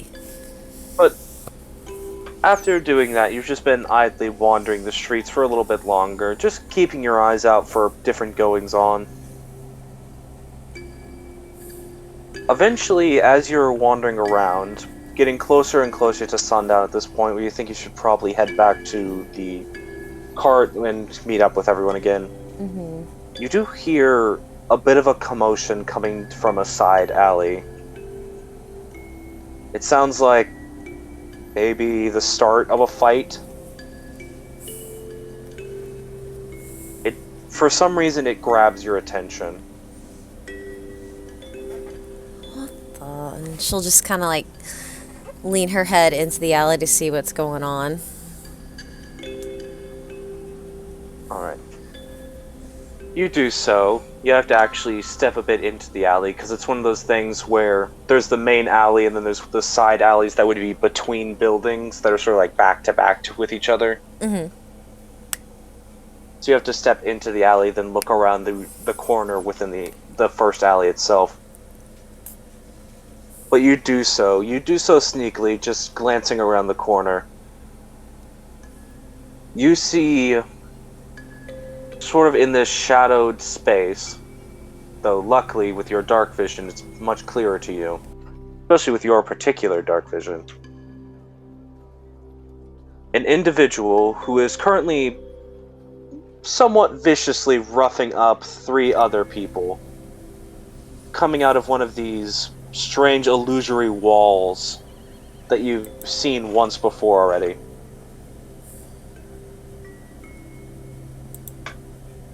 You would recognize this as one of these small aether dens that sell this horrible substance to unfortunate individuals who find themselves addicted to it. Yeah. For the moment, you stay back and watch, wondering internally if you should report this or not, before a sight sort of catches you and makes you stop, as the individual who is roughing up these other 3, having put them onto the ground at this point, you would assume unconscious, though maybe not, it's hard to tell at a distance. They've stopped moving. Yeah. He looks up towards the space into the wall where they had been pulled out of, and just sighs. And he's much older now, but thanks to the vision, you do recognize him, as he is currently heaving behind him that bag that you saw in that same vision. He hasn't seemed to have noticed you, but he steps through the illusory wall, and you can hear the clinking sound of glass.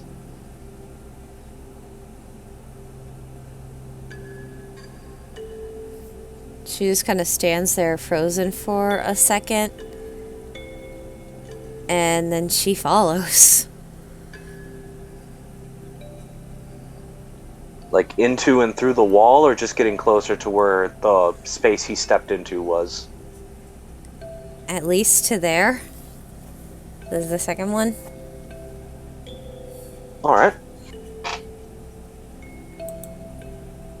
As you're getting closer, are you trying to do this stealthily or just approaching? Just approaching. Okay. You do so then. Even though you're not being stealthy, the sound of the glass being thrown about does pretty well to mask any sound you'd be making in this moment. You step closer and closer as you're, at this point, almost at that exact space in the wall where you saw him walk through. And you can just hear the sounds of bottles being thrown into that bag. And part of it's still actually sticking out of the wall itself, so occasionally you'll see like a lump go into the bag and like hit the bottom of it and make a loud clattering sound. You can just also, through the sound of the glass moving, you can hear him almost under his breath cursing. Partially in annoyance for the task he's doing, and you hear him occasionally curse a pain in his shoulder. Because it wasn't a completely one-sided fight that you saw.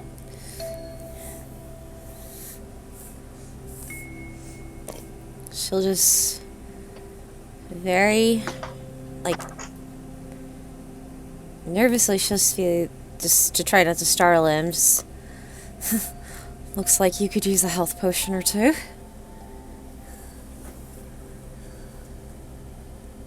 You hear the clattering stop.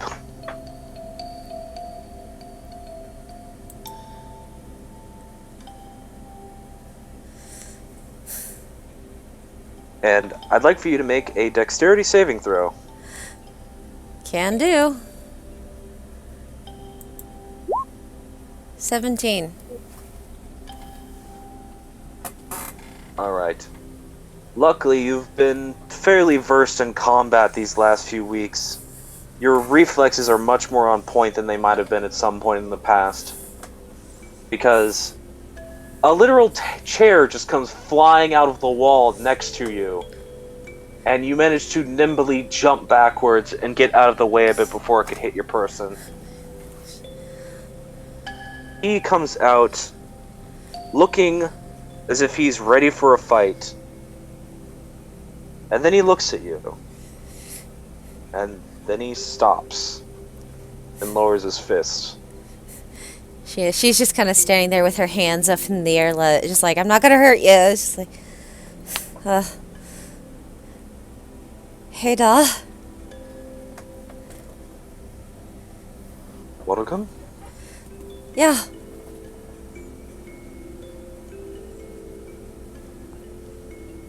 And on that note is where we're going to end off for the night. And we'll see where that goes next time. Ew.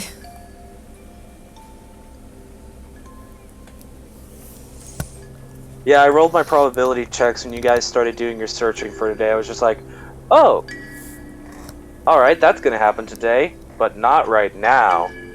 That gets to be just for Morrigan, not with other people around. Yee!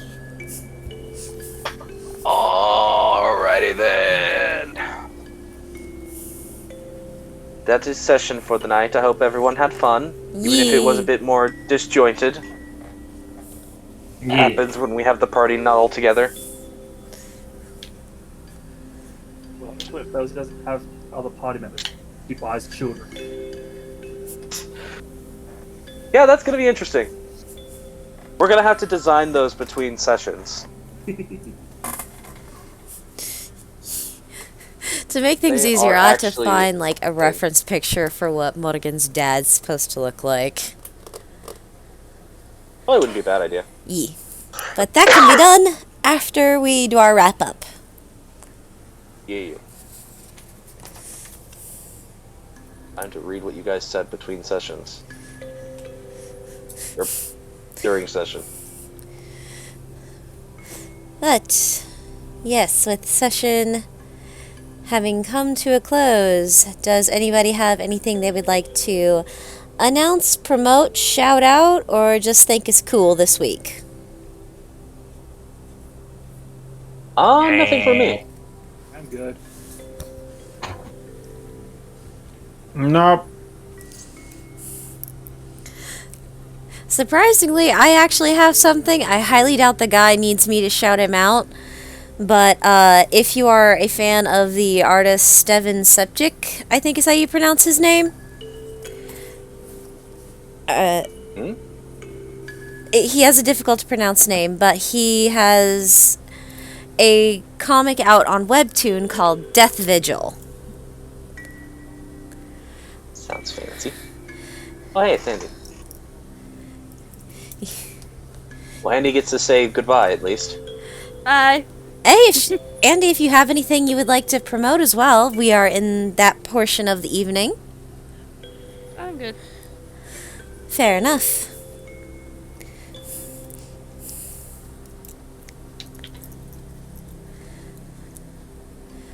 But yeah, that's all I got for promotion. Is if you want kind of like a crazy ride of a heavy metal album of a web comic, check out Death Vigil. Words are hard. Yes, especially when you're recovering from a cold. The Cursed Princess Club is pretty good too. I have to give that a check out here eventually.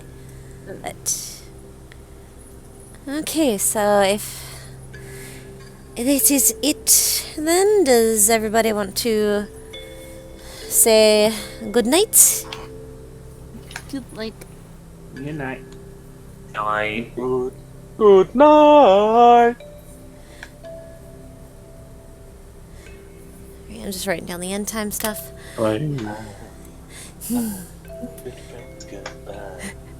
Tamara, you're gonna make me cry if you do that. Good night, everybody. We'll see y'all when we see you next. Oh wait, no.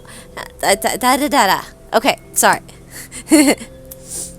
If you like this, you want more like this, but you want more modern setting, join us most Thursdays at around 7 p.m. EST for Project Ada. And if you like just what was done here tonight, join us most Saturdays at or around 8 p.m. EST for just more of the Scattered Realms. And now with that, I shall say goodbye, everybody, and we'll see you when we see you next.